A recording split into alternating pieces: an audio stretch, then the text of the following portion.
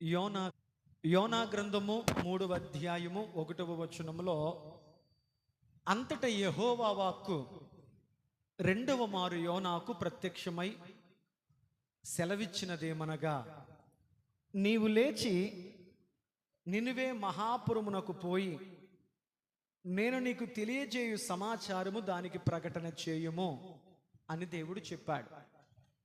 మనందరకు యోనాను గూర్చినటువంటి ప్రస్తావన బాగా మనకు తెలిసిన విషయమే. ఈ దినమున ప్రభు మనతో మాట్లాడబోతున్న అంశం యోనాలోని 7 పొరపాట్లు. యోనా జీవితంలో కలిగి ఉన్నటువంటి 7 పొరపాట్లు. యోనా తన జీవితంలో దేవుని ఎదుట చేసిన 7 పొరపాట్లను ఈరోజు మనం తెలుసుకోబోతున్నాం. ఒకవేళ ఈ 7 పొరపాట్లలో ఏదో ఒక పొరపాటు యోనావలే నీ జీవితంలో నువ్వు కలిగి ఉంటే, దేవా యోనావలే నేను ఈ 7 పొరపాట్లలో ఇదిగో పలానా పొరపాటును కలిగి ఉన్నాను, నేను ఒప్పుకుంటున్నాను, నీ సన్నిధిలో నన్ను దిద్దుము, నన్ను సరిచేయుము, నీ వాక్యముతో నన్ను నడిపించుము ప్రభువా అని ప్రార్థన చేద్దాం. యోనా ప్రవక్త తన జీవితంలో చేసిన ఆ 7 పొరపాట్లు చెప్పడానికి ముందుగా కొన్ని విషయాలు మనం ధ్యానం చేసే ప్రయత్నం చేద్దాం. అక్షరార్థకంగా యోనా గ్రంథములో మనకు తెలిసిన విషయాన్ని ఒక్కసారి మనం ధ్యానం చేద్దాం.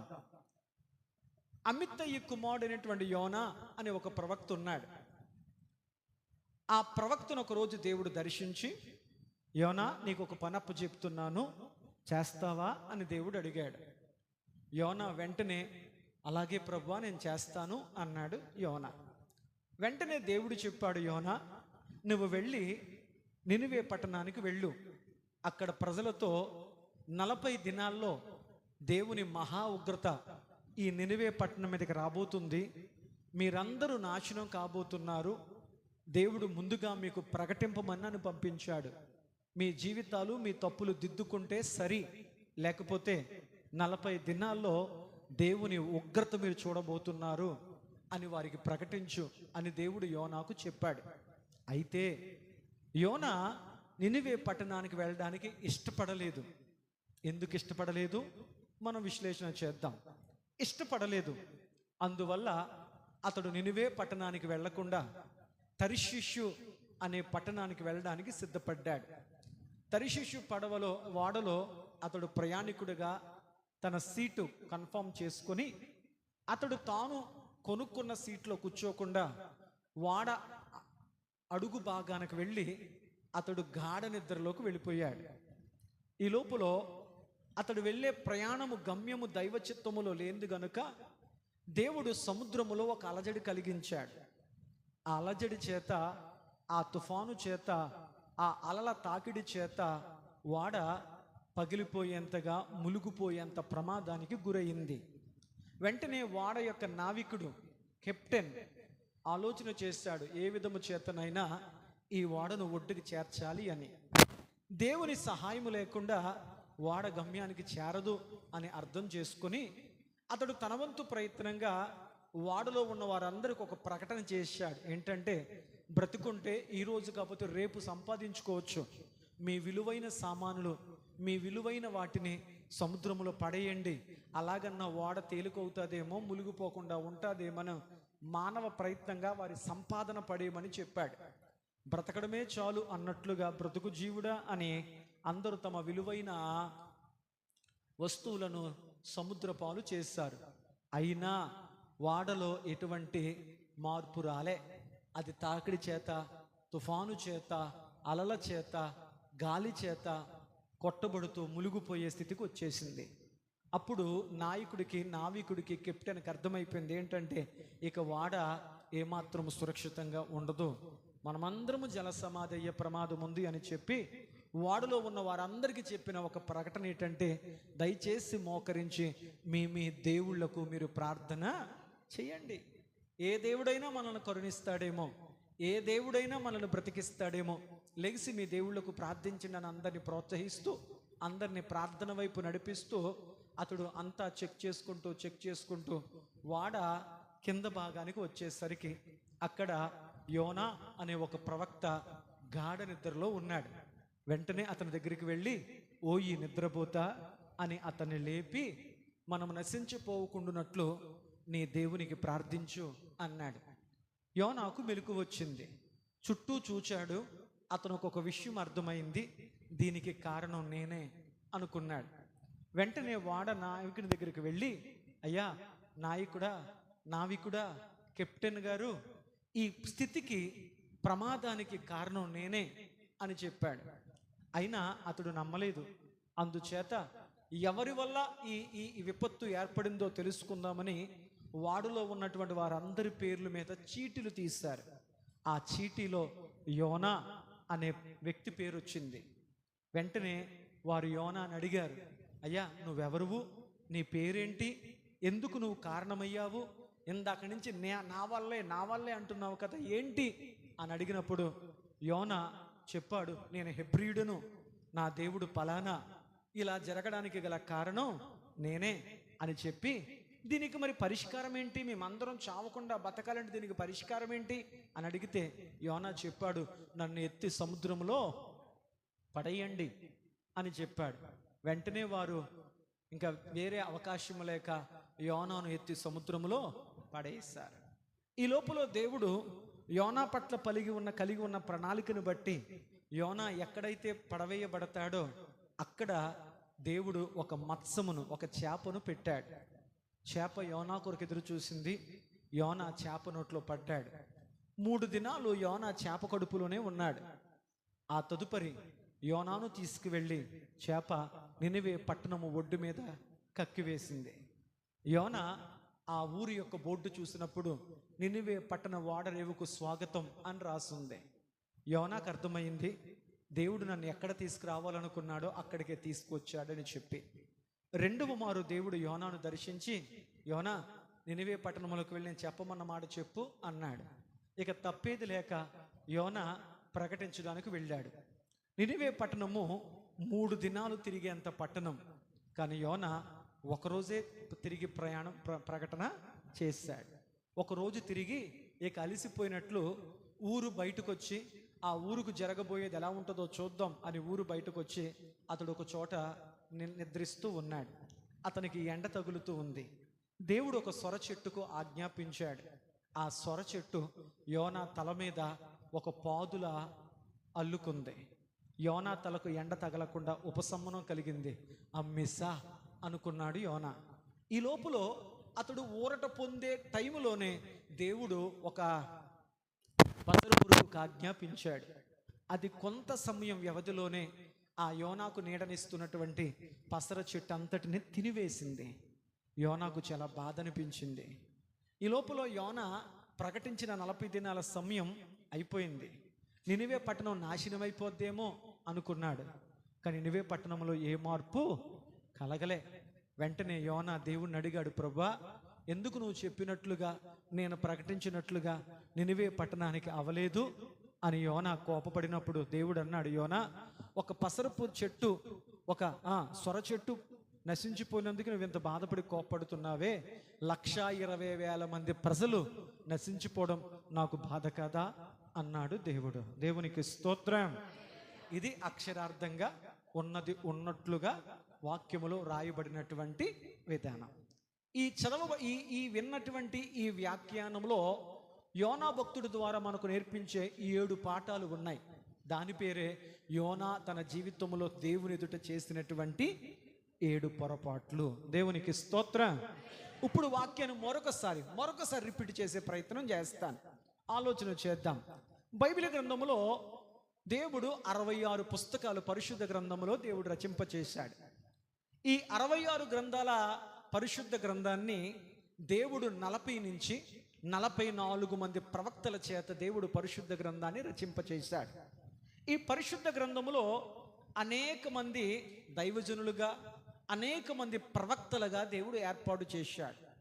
పాత నిబంధన గ్రంథములు మనం చూడగలిగితే 4 పెద్ద ప్రవక్తలు, 12 మంది చిన్న ప్రవక్తలు బైబిల్లో మనం చూడగలుగుతాం. పెద్ద ప్రవక్తలు ఎవరు అనగా యెషయా, ఇర్మియా, యెహెజ్కేలు, దానియేలు. ఈ 4 పెద్ద ప్రవక్తలు అన్నారు. వారు పెద్ద ప్రవక్తలు ఎందుకయ్యారు అని అడిగితే, వారు దేవునితో వారు ఎక్కువ సమయం గడిపారు. దేవుడు వారితో మాట్లాడడానికి ఇష్టపడ్డాడు ఎక్కువ సమయం, వారు దేవుడితో ఎక్కువ సమయం గడపడానికి ఇష్టపడ్డారు. అందుచేత అనేక అధ్యాయాలు దేవునితో వారు గడిపిన కారణం చేత యెషయా, ఇర్మియా, యెహెజ్కేలు, దానియేలు వారితో ప్రభు చేసిన సంభాషణ బట్టి వారు పెద్ద ప్రవక్తలుగా పిలువబడ్డారు. 12 మంది చిన్న ప్రవక్తలు: హోషియా, యోవేలు, ఓబద్యా, యోనా, మీకా, నహూము, హబక్కుకు, జకరియా, హగ్గయి, జకరియా, మలాకి. ఈ 12 మందిని చిన్న ప్రవక్తలు అని పిలిచారు. కారణం, వీరు దేవునితో గడిపిన సమయం, దేవుడు వీరితో మాట్లాడిన సమయం చాలా తక్కువ కాలం.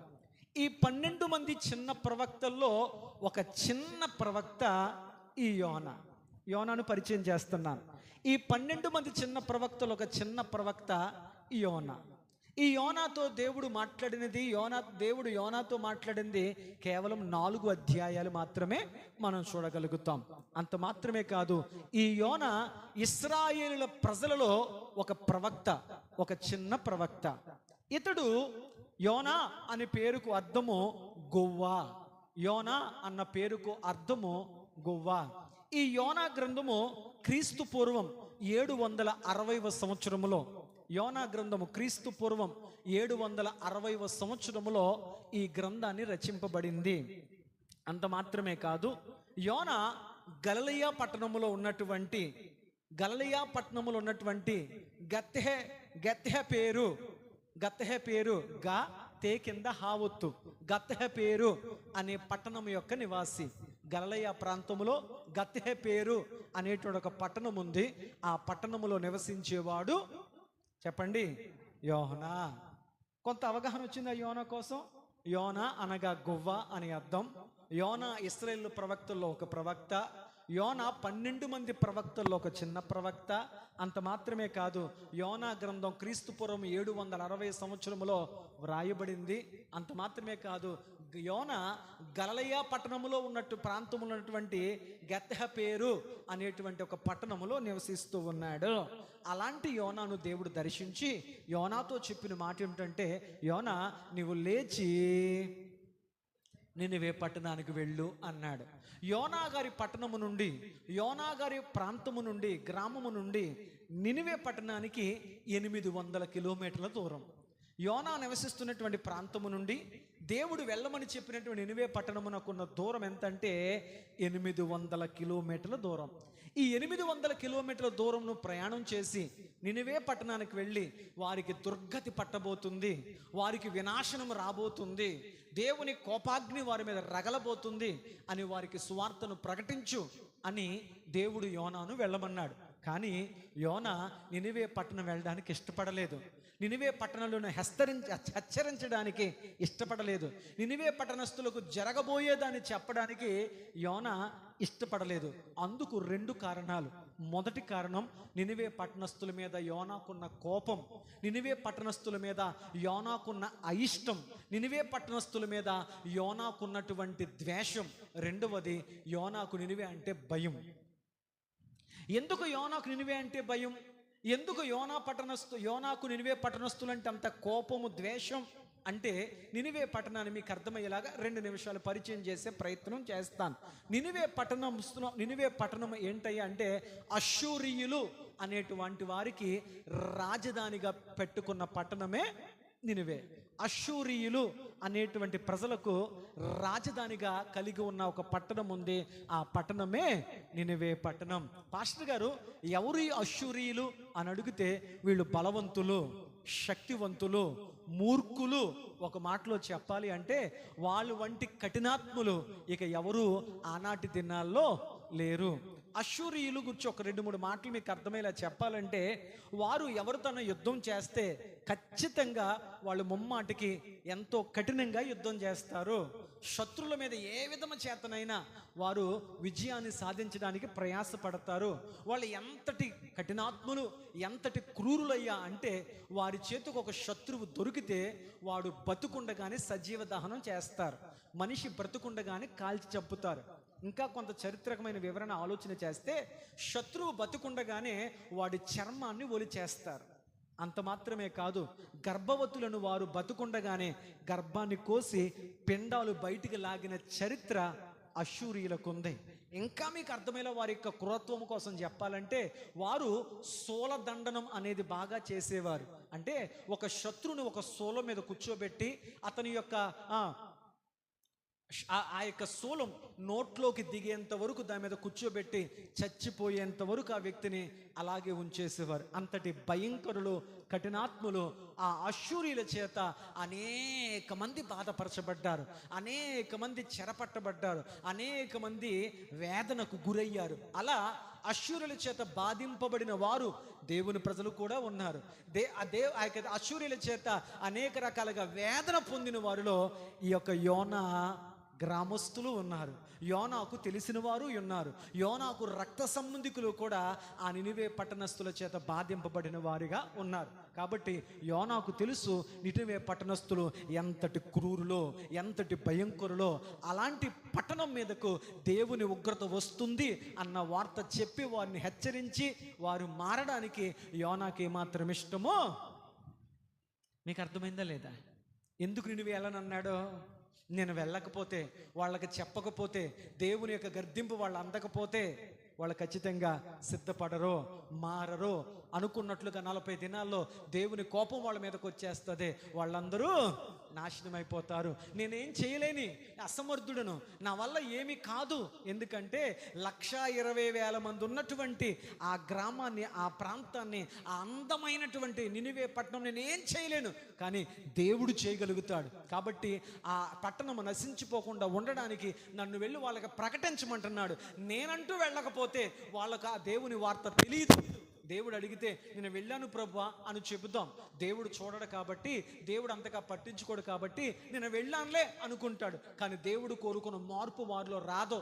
ఎందుకు రాదంటే వాళ్ళకి నేను ప్రకటన చేయను కాబట్టి. ఈ లోపల దేవుడు చూసి ఇక మారకపోవడం చేత వాళ్ళ మీద తన ఉగ్రతను పంపుతాడు. నేను ఊరు బయట నిలబడి వారు ఎలా నాశనం అయిపోతున్నారో నేను అనుకున్నాడు యోనా. కొంత అర్థమైంది. నినివే పట్టణం అంటే ఎందుకు అంత ద్వేషం, నినివే పట్టణం అంటే ఎందుకు అంత కోపం, భయం అర్థమైంది. అయితే ఈ యోనా దేవుడు నినివే పట్టణానికి 800 కిలోమీటర్ల దూరం ఉన్నటువంటి నినివే పట్టణానికి వెళ్ళమంటే యోనా గారు ఏ పట్టణం వెళ్ళడానికి ఇష్టపడ్డాడు చెప్పండి? తర్షీషు అనే పట్టణానికి వెళ్ళడానికి ఇష్టపడ్డాడు. యోనా గారు నివసిస్తున్నటువంటి ఆ పట్టణము నుండి తర్షీషుకు 3,000 కిలోమీటర్లు. ఎన్ని వేల కిలోమీటర్లు? 800 కిలోమీటర్ల దూరం ఉన్నటువంటి నినివేకి వెళ్ళమంటే అక్కడికి వెళ్ళడం ఇష్టం లేదు. ఎందుకంటే కోపము, రెండవది భయము. కారణం అటువంటి వారు ఎలాంటి వారో యోనాకు తెలుసు కాబట్టి. కానీ ఇతడు తర్షీషుకు వెళ్ళాలనుకున్నాడు. ఈ తర్షీషు పట్టణము 3,000 కిలోమీటర్ల అంత దూరం. యోనా ఆలోచన ఏంటంటే, దేవుడు వెళ్ళమన్నాడు, నా మీద దేవుడికి ఒక నమ్మకం, వెళ్తాడులే అన్న నమ్మకం. కాబట్టి దేవుని మాట ప్రకారం మనం బయలుదేరి వెళదాం. కానీ దేవుడు చెప్పిన నినివేకి కాకుండా తర్షీషుకి వెళదాం. ఓడరేవులు పట్టణం, వ్యాపార స్థలం తర్షీషుకి వెళదాం. కొద్ది కాలం అక్కడ గడుపుదాం, తిరిగి వద్దాం. దేవుడు యోనా చెప్పావంటే చెప్పేశాను ప్రభువా అని అందాం. కానీ దేవుళ్ళో కోరుకున్న మార్పు వారిలో రాదు కాబట్టి దేవుని ఉగ్రత వాళ్ళ మీదకే అలాగన్నా నినివే పట్టణము తుడిచివేయబడతాది అనుకున్నాడు యోనా. మీకు అర్థమైంది. అలా తలంచి యోనా దేవుడు నినివే పట్టణం వెళ్ళమన్నటువంటి రీతిలో నినివే పట్టణానికి వెళ్లకుండా అతడు తర్షీషు పట్టణానికి వెళ్ళాడు. వెళ్ళే ప్రయత్నంలో వాడ ఎక్కాడు. అతడు కొనుక్కుంది ఫస్ట్ క్లాస్ టికెట్టే.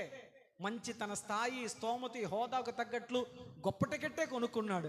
కానీ మనస్సాక్షి గర్దింపు ఉంది కదా, దేవుడు చూస్తాడేమో, దేవుడికి కనపడతానేమో అన్న భయంతో అలనాడు తప్పు చేసిన అవ్వ ఆదాములు చెట్టు వెనక దాక్కున్నట్లు ఈ యొక్క యోన ఆ వాడ యొక్క కింద భాగానికి వెళ్ళి సామాన్ల దగ్గర దాక్కున్నాడు, నిద్రపోయాడు. దేవుడు యోనా వెళ్ళే మార్గము దైవ చిత్తములో ఉన్న దేవుని చిత్తములో లేని మార్గము గనుక దేవుడు సముద్రములో అలజడి పుట్టించాడు. ఇవన్నీ మనకు తెలిసినటువంటి విషయాలే. దేవునికి స్తోత్రం.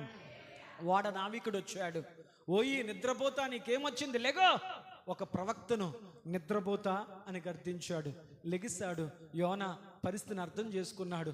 వాడలో నుంచి కిందకు పడేయమని చెప్పాడు. యోన వాడలోంచి కింద పడేయబడిన తర్వాత పడే సందర్భంలో దేవుడు ఒక పెద్ద మత్స్యమునకు ఆజ్ఞాపించాడు. ఇదిగో యోన అని నా ప్రవక్త కిందకు పడవేయబడబోతున్నాడు, అతడు గాయపడకూడదు, చనిపోకూడదు, ఆయన్ని జాగ్రత్తగా నువ్వు పట్టుకో. నిజంగా అంత పెద్ద మత్స్యము నోరు చాపినప్పుడు ఒకవేళ యోన పడిన సందర్భంలో ఆ చేప పళ్ళ మీద పడుంటే గాయం కాదు, యోన చచ్చిపోయేవాడు.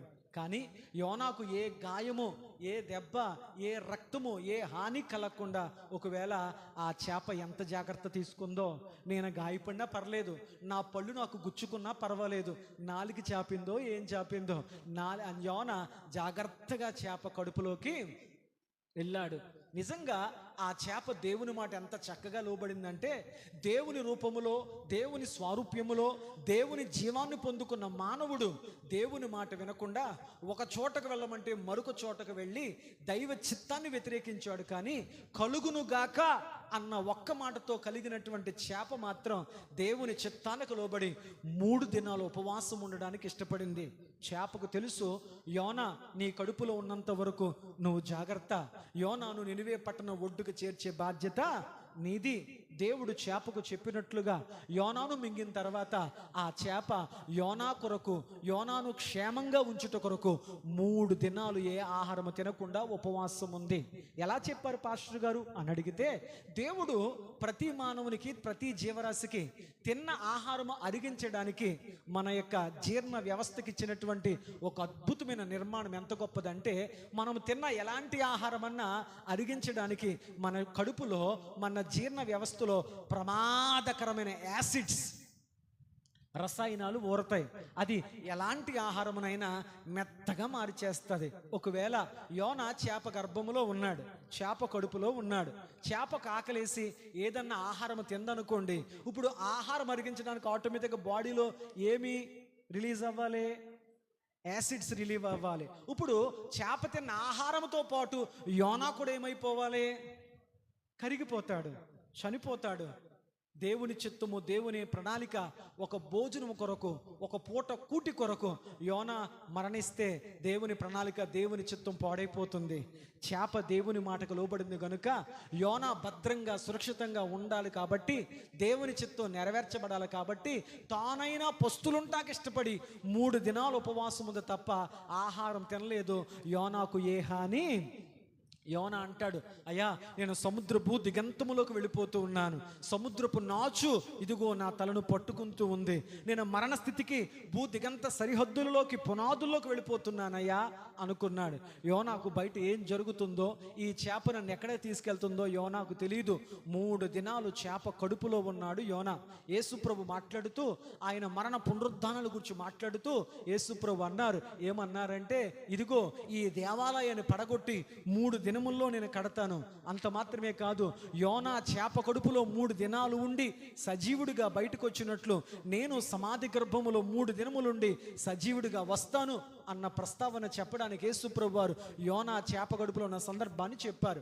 3 దినముల తర్వాత యోనాను చేప కక్కేసింది. యోనా తన దేహాన్ని శుభ్రపరుచుకున్నాడు. దేవుని చిత్తము నెరవేర్చిన తర్వాత చేప వెళ్ళిపోయింది. ప్రభువా, అక్షరాల నువ్వు చెప్పినట్లు అది కష్టమైనా, అది ఉపవాసమైనా, అది బాధ అయినా నీ చిత్తము నెరవేర్చడానికి నేను లోపడ్డాను అని చేప యోనాను కక్కి వెళ్ళిపోయింది. యోన తనను తాను శుభ్రపరుచుకొని నేను ఏ ప్రాంతానికి వచ్చాను అని చూస్తే అక్కడ ఒక బోర్డు పడి కనపడింది. ఏంటంటే, నినివే పట్టణ ఓడరేవుకు స్వాగతం. యోనాకు అర్థమైపోయింది, నేను ఎక్కడికి వెళ్ళినా నా జీవితంలో జరిగేది మాత్రము దేవుని చిత్తమే అని భావించాడు. లోపలికి వెళ్ళాడు, ప్రకటించాడు. ఇవన్నీ మనకు తెలిసిన విషయాలే. దేవునికి స్తోత్రం. ఇప్పుడు యోనా తన జీవితంలో చేసిన 7 పొరపాట్లను మనం ధ్యానించబోతున్నాం త్వరగా. నెంబర్ 1, యోనా తన జీవితంలో చేసినటువంటి మొదటి పొరపాటు చూడండి.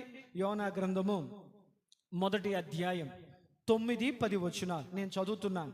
అక్కడ ఏమని రాయబడిందంటే, యోనా గ్రంథము 1వ అధ్యాయము 9వ వచనం 10వ వచనం, అతడు వారితో ఇట్లనెను, నేను హెబ్రీయుడను, సముద్రమునకును భూమికిని సృష్టికర్త అయి ఆకాశమందు దేవుడయ్యున్న యెహోవా యందు నేను భయభక్తులు గలవాడనై ఉన్నాను. తాను యెహోవా సన్నిధి నుండి పారిపోవుచున్నట్లు అతడు ఆ మనుషులకు తెలియచేసి ఉండెను. దేవునికి స్తోత్రం. యోనా చేసిన మొదటి పొరపాటు. రాసుకునే వారు చక్కగా నోట్స్ రాసుకోండి, వినగలిగిన వారు చక్కగా దేవుని వాక్యం వినండి. యోనా తన జీవితంలో చేసిన 7 పొరపాట్లలో మొదటి పొరపాటు, అతడు ఆ ఓడలో ఉన్నటువంటి నాయకునికి, ఆ ఓడ నావికునికి, ఆ ఓడలో ఉన్న వారందరికీ చెప్తున్నాడు, ఈ ఉపద్రవానికి కారకుడను నేనే అన్నప్పుడు ఆ చీట్లలో యోనా పేరు వచ్చింది. వారు అడిగారు, అయ్యా ఇందాక నుంచి నేనే కారణం అంటున్నావు, అసలు నువ్వెవరు, నీ ఊరేంటి, నీ పేరేంటి, అసలు ఎందుకు నువ్వు కారణకుడు అయ్యావు, ఎందుకు మేము ఎలాంటి పరిస్థితుల్లో మేము చిక్కుకుపోయాం అన్నప్పుడు యోనా చెబుతున్నాడు, అయ్యా నా పేరు యోనా అయ్యా, నేను ఒక ప్రవక్తనయ్యా, నేను ఒక హెబ్రీయుడనయ్యా అని చెప్పి నా గురించి మాత్రమే చెప్పడం కాదు, నేను ప్రార్థిస్తున్నా, నేను ఆరాధిస్తున్నా నా దేవుడు ఎవరో కూడా మీకు చెప్తాను. ఆయన ఎవరో తెలుసా? ఆయన సముద్రమునకును భూమికిని సృష్టికర్త అయ్యుండి ఆకాశముందున్న దేవునికి నా దేవుడు అలాంటివాడు. ఆయన ఎలాంటివాడు? ఆకాశమునకు భూమికి సముద్రమునకు సృష్టికర్త. అలాంటి దేవునికి నేను భయభక్తులు గలవాడని అని చెప్పాడు. మొదటి మాట ఏం చెప్పాడంటే, నేను దేవుని యందు భయభక్తులు కలిగిన వాడినయ్యా అని చెప్పి ఆయన యుద్ధ నుంచి, ఆయన సన్నిధి నుంచి నేను పారిపోతున్నాను అన్నాడు. యోనా చేసిన మొదటి పొరపాటు, భయభక్తులు కలిగిన వాడు దైవ సన్నిధి నుంచి పారిపోయాడు. మొదటి మాట, భయభక్తులు కలిగిన వాడిని అని చెప్పి దైవ సన్నిధి నుండి పారిపోయాడు. దేని చేత పారిపోయాడు అంటే భయము చేత పారిపోయాడు. నినివే పట్టణస్థులు చాలా భయంకరులు, మూర్ఖులు. అక్కడికి వెళ్ళి నేను ఆ పట్టణానికి జరగబోయే పరిస్థితిని వారికి నేను ప్రకటిస్తే వాళ్ళకి ఏం జరుగుతుందో తర్వాత ప్రకటించిన వెంటనే ముందు నన్ను వాళ్ళు బతకనివ్వరు. భయము. దేవుని యందు భయభక్తులు నాకున్నాయి అని చెప్పాడు, కానీ ఆ భయభక్తులు గల దేవుని సన్నిధి నుంచి దూరంగా చాలా సందర్భాల్లో మన జీవితాల్లో కూడా దేవుడు అంటే నాకు చాలా భయభక్తులేండి, దేవుని వాక్యం అంటే నాకు చాలా భయభక్తులేండి, సంఘమన్నా, దైవజనుడన్నా, పరిచర్య అన్నా, దేవుని మందిరం అన్నా నాకు చాలా భయభక్తులేండి అని చెప్తాం. కానీ కొన్ని సందర్భాల్లో దేవుని యందు భయభక్తులు కలిగి ఉన్నాము అని చెప్తాము, కానీ కొన్ని పరిస్థితులను బట్టి దేవునికి దూరంగా వెళ్ళిపోతాం, సంఘానికి దూరంగా వెళ్ళిపోతాం, వాక్యానికి దూరంగా వెళ్ళిపోతాం, పరిచర్యకు కూడా దూరంగా. కొన్ని పరిస్థితుల చేత మనము దేవునికి, సంఘానికి, పరిచర్యకు, వాక్యానికి దూరంగా దైవ సన్నిధి నుంచి మనం పారిపోయే వారిగా ఉంటాం. యోనా అంటున్నాడు, నేను దేవుని యందు భయభక్తులు గలవాడని అని తన భక్తిని గురించి మాట్లాడుతూ, భయభక్తులు కలిగిన వాడు ఏ స్థితిలోనైనా దేవునికి దగ్గరగా బతకాలి. భయభక్తులు కలిగిన వాడు తన జీవితంలో కలిగిన ఏ భయాలలోనన్నా దేవునికి దగ్గరగా బతకాలి. సర్వసాధారణంగా ఒక బిడ్డకు భయం వేస్తే, ఒక బిడ్డ సమస్యకు గురైతే, ఒక బిడ్డ ఏదైనా ఒక సమస్యకు లోనైతే వెంటనే ధైర్యము కొరకు, ఆదరణ కొరకు తన తల్లికో తండ్రికో దగ్గరగా వస్తారు, ఆదరింపబడ్డానికి, ధైర్యపరచబడ్డానికి. కానీ యోనా చెప్పునే మొదటి మాట ఏంటంటే, నేను దేవుని యందు భయభక్తులు గలవాడిని అని పైకి చెబుతున్నాడు, కానీ ఆ భయభక్తులు గల దేవుని నుంచి అతడు దూరంగా. చాలా సందర్భాలు మన జీవితంలో కూడా దేవుని విషయంలో ఎన్నో భక్తి మాటలు మనం చెప్తాం.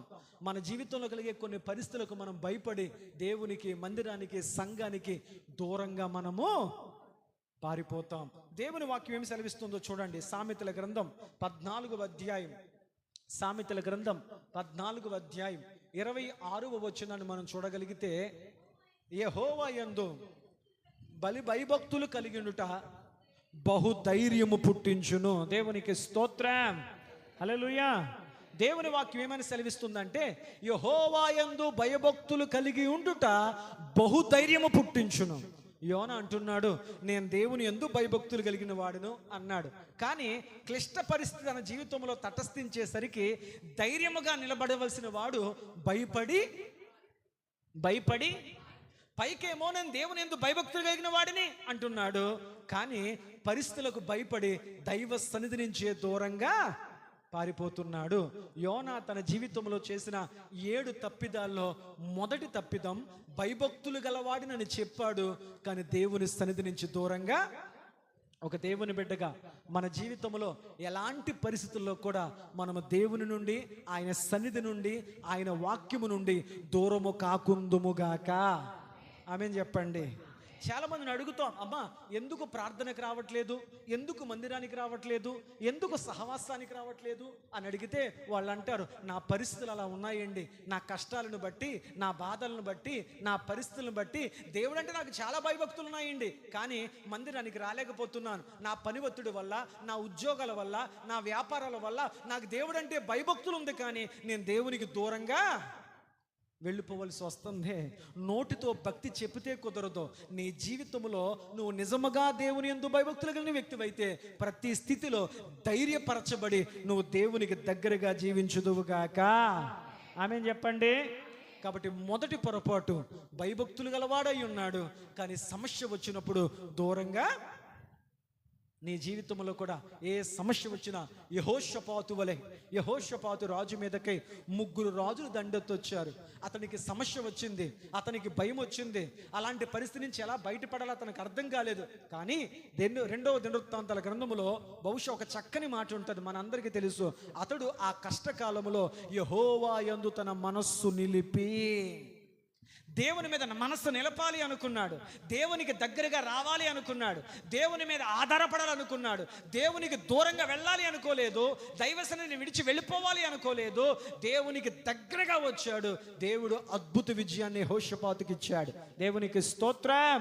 నువ్వు నిజముగా దేవుని యందు భయభక్తులు గల వ్యక్తివైతే నీ జీవితంలో తలెత్తే ప్రతి పరిస్థితుల్లో కూడా నీ ప్రార్థన ద్వారా, నీ ఏకాంత ప్రార్థన ద్వారా, నీ కుటుంబ ప్రార్థన ద్వారా, నీ సంఘ ప్రార్థన ద్వారా నీ గదిలోనికి వెళ్ళి నీవు దేవునికి దగ్గరగా జీవించుదువు కానీ నువ్వు దేవునికి దూరంగా పారిపోకుండా ఉందువుగాక. దేవునికి స్తోత్రం. మొదటి మాట అర్థమైందా? అర్థమైతే 2 పాయింట్లోకి వెళ్తాను. మొదటితో పొరపాటు ఏంటి? భయభక్తులు గలవాడిని చెప్పుకున్నాడు కానీ దేవునికి దూరంగా. కొంతమంది ఎంత భక్తో నాకు దేవుడు అంటే అంటారు, వాళ్ళ చర్చికి రారో, ప్రార్థనలకు రారో, ఆల్నైట్ ప్రార్థనలకు రాదో, శుక్రవారం ఉపవాస ప్రార్థనలకు రారో, ఆదివారం ప్రార్థనలకు రారో, కానీ నోరిపితే మాత్రం ఎన్ని భక్తి మాటలు చెప్తారో. అందుకే బైబిల్ అంటుంది, బయటికి భక్తి మాటలు చెప్తారు కానీ దాని శక్తిని ఆశ్రయించరు. నిజంగా దేవుడు అంటే భయభక్తులు కలిగిన వాడు ఏ స్థితిలోనైనా దేవునికి దూరంగా వెళ్ళడం, దేవునికి దగ్గరగా జీవిస్తాడు. మరి నీ పరిస్థితి ఏంటి? ఒక్కసారి స్వపరీక్ష చేసుకోండి.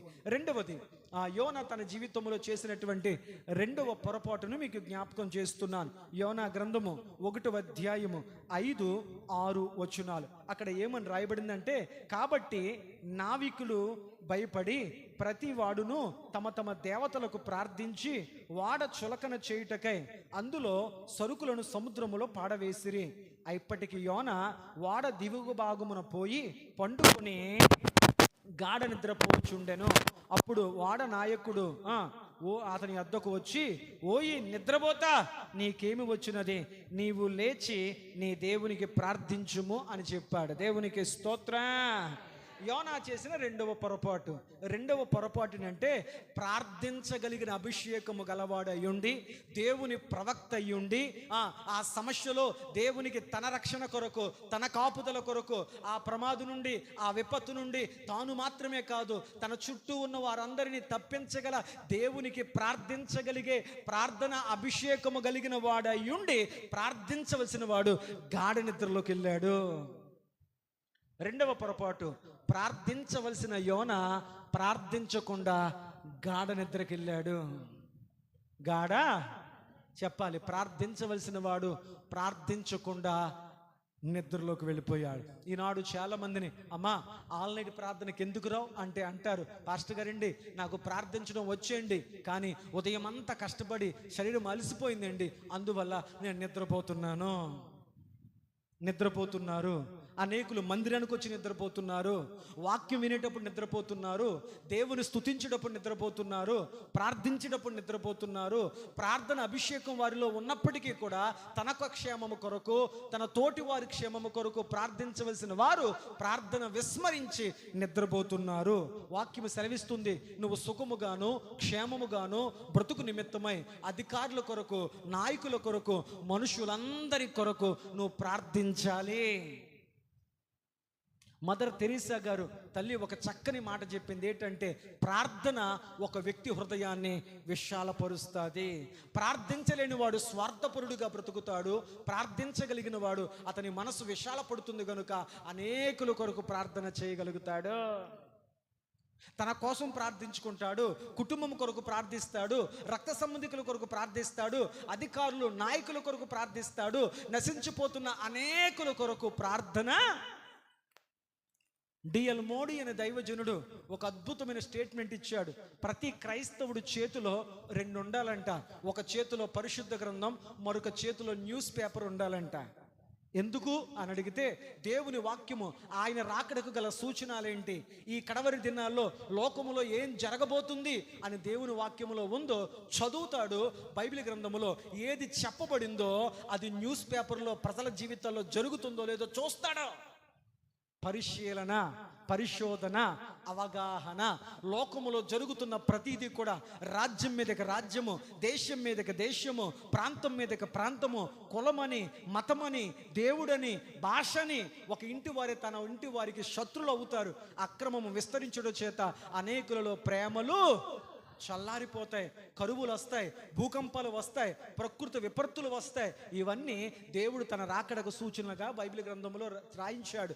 అవన్నీ మనం న్యూస్ పేపర్లో చూడగలిగితే ప్రతి దినము వాటిని గూర్చిన జాడలు కనపడుతూనే ఉన్నాయి.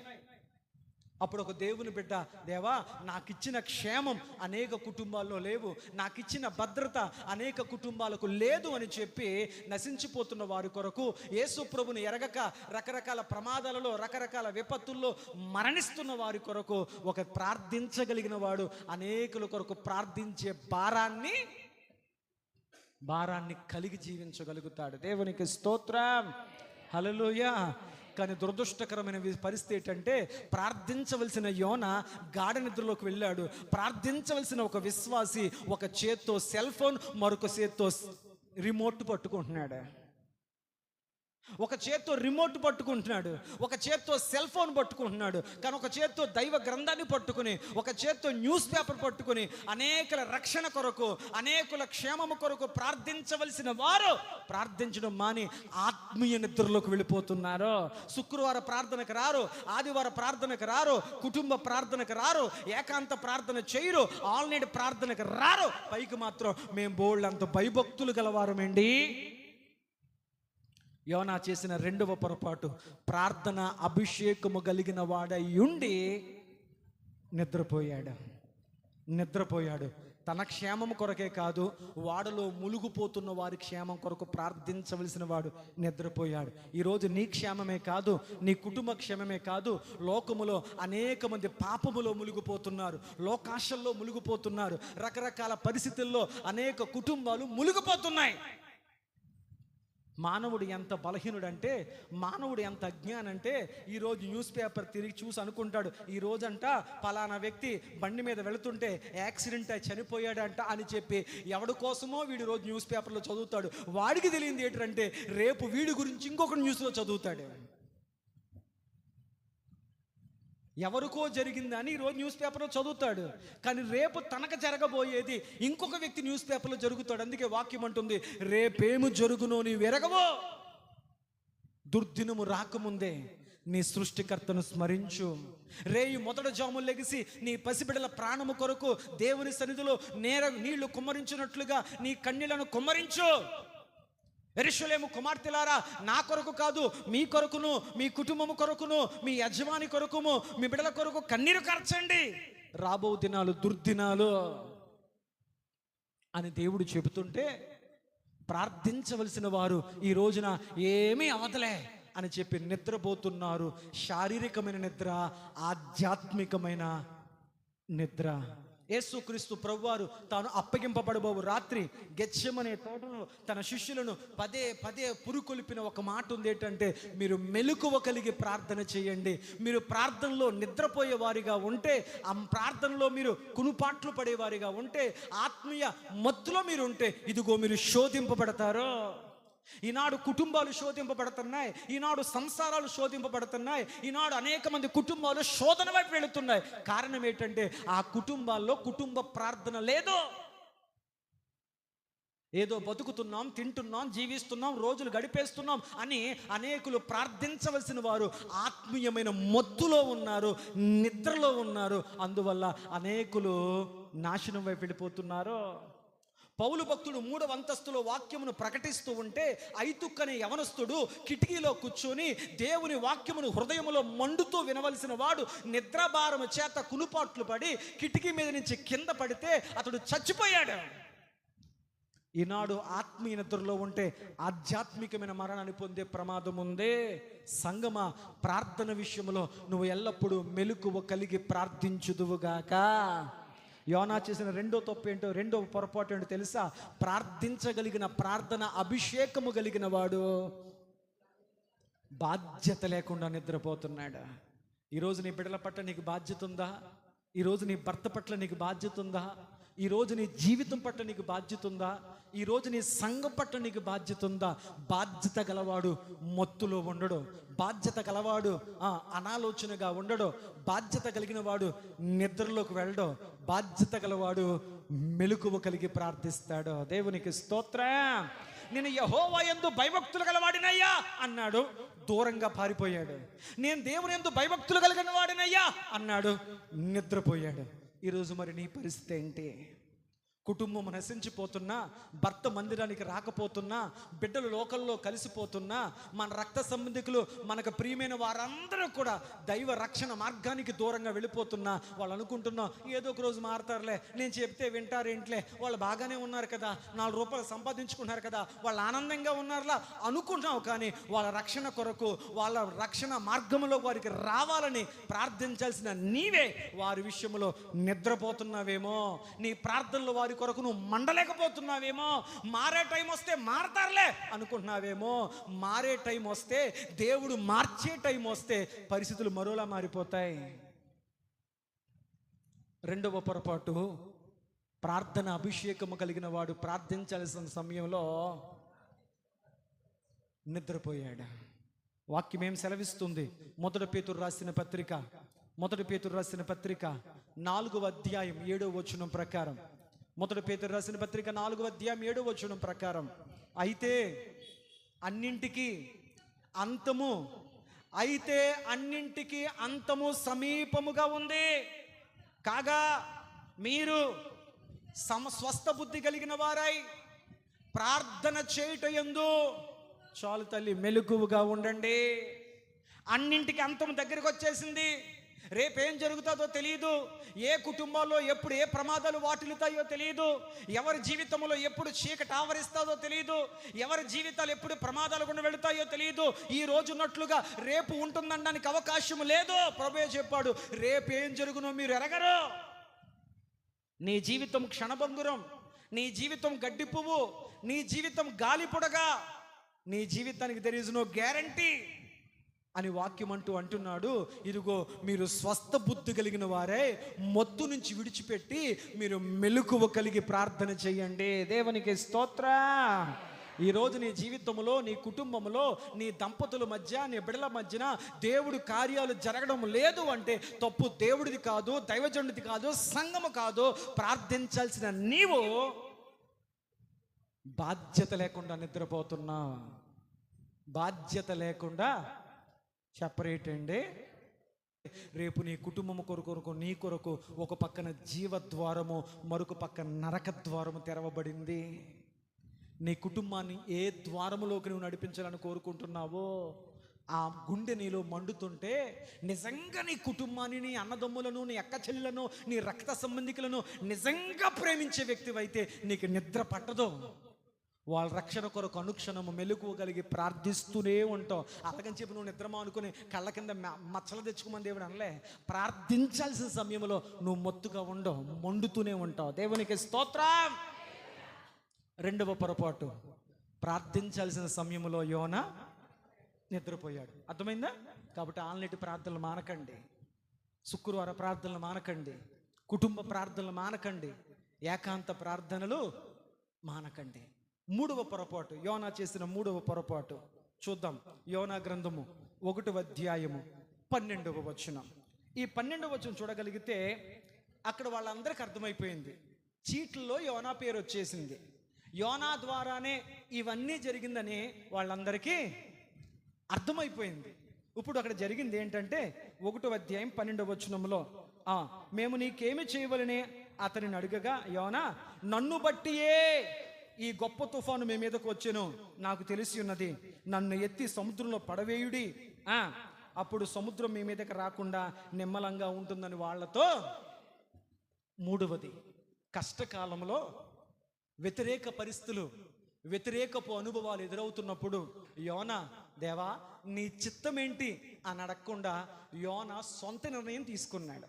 3వ పొరపాటు, కష్టకాలంలో దైవ చిత్తాన్ని అడగకుండా, దేవా ఈ కష్టాలు ఎట్నైనా, ఈ బాధలు ఎట్నైనా, ఈ తుఫాను ఎట్నైనా, నా జీవిత ప్రయాణం ముందుకెళ్ళడం లేదయ్యా, శుభాలు లేవయ్యా, సంతోషం లేదయ్యా, మనశ్శాంతి లేదయ్యా, ప్రశాంతత లేదయ్యా, జీవితం ఒక్క అడుగు ముందుకు వెళ్ళడం లేదయ్యా, నా పరిస్థితి ఏంటయ్యా, నీ చిత్తం ఏంటయ్యా అని అడగవలసిన వాడు దైవ చిత్తాన్ని కష్టకాలంలో అడగకుండా సొంత నిర్ణయం తీసుకున్నాడు. సొంత నిర్ణయం ఏంటంటే, ఇదిగో నేను ఉండబట్టే కదా ఈ బాధలో, నేను బతుకుండబట్టే కదా ఈ కష్టాలు, నేను ఉండబట్టే కదా ఈ వేదనలో నన్ను ఎత్తిపడేయండి. దట్ మీన్స్ ఆత్మహత్య చేసుకుందాం అనుకున్నాడు.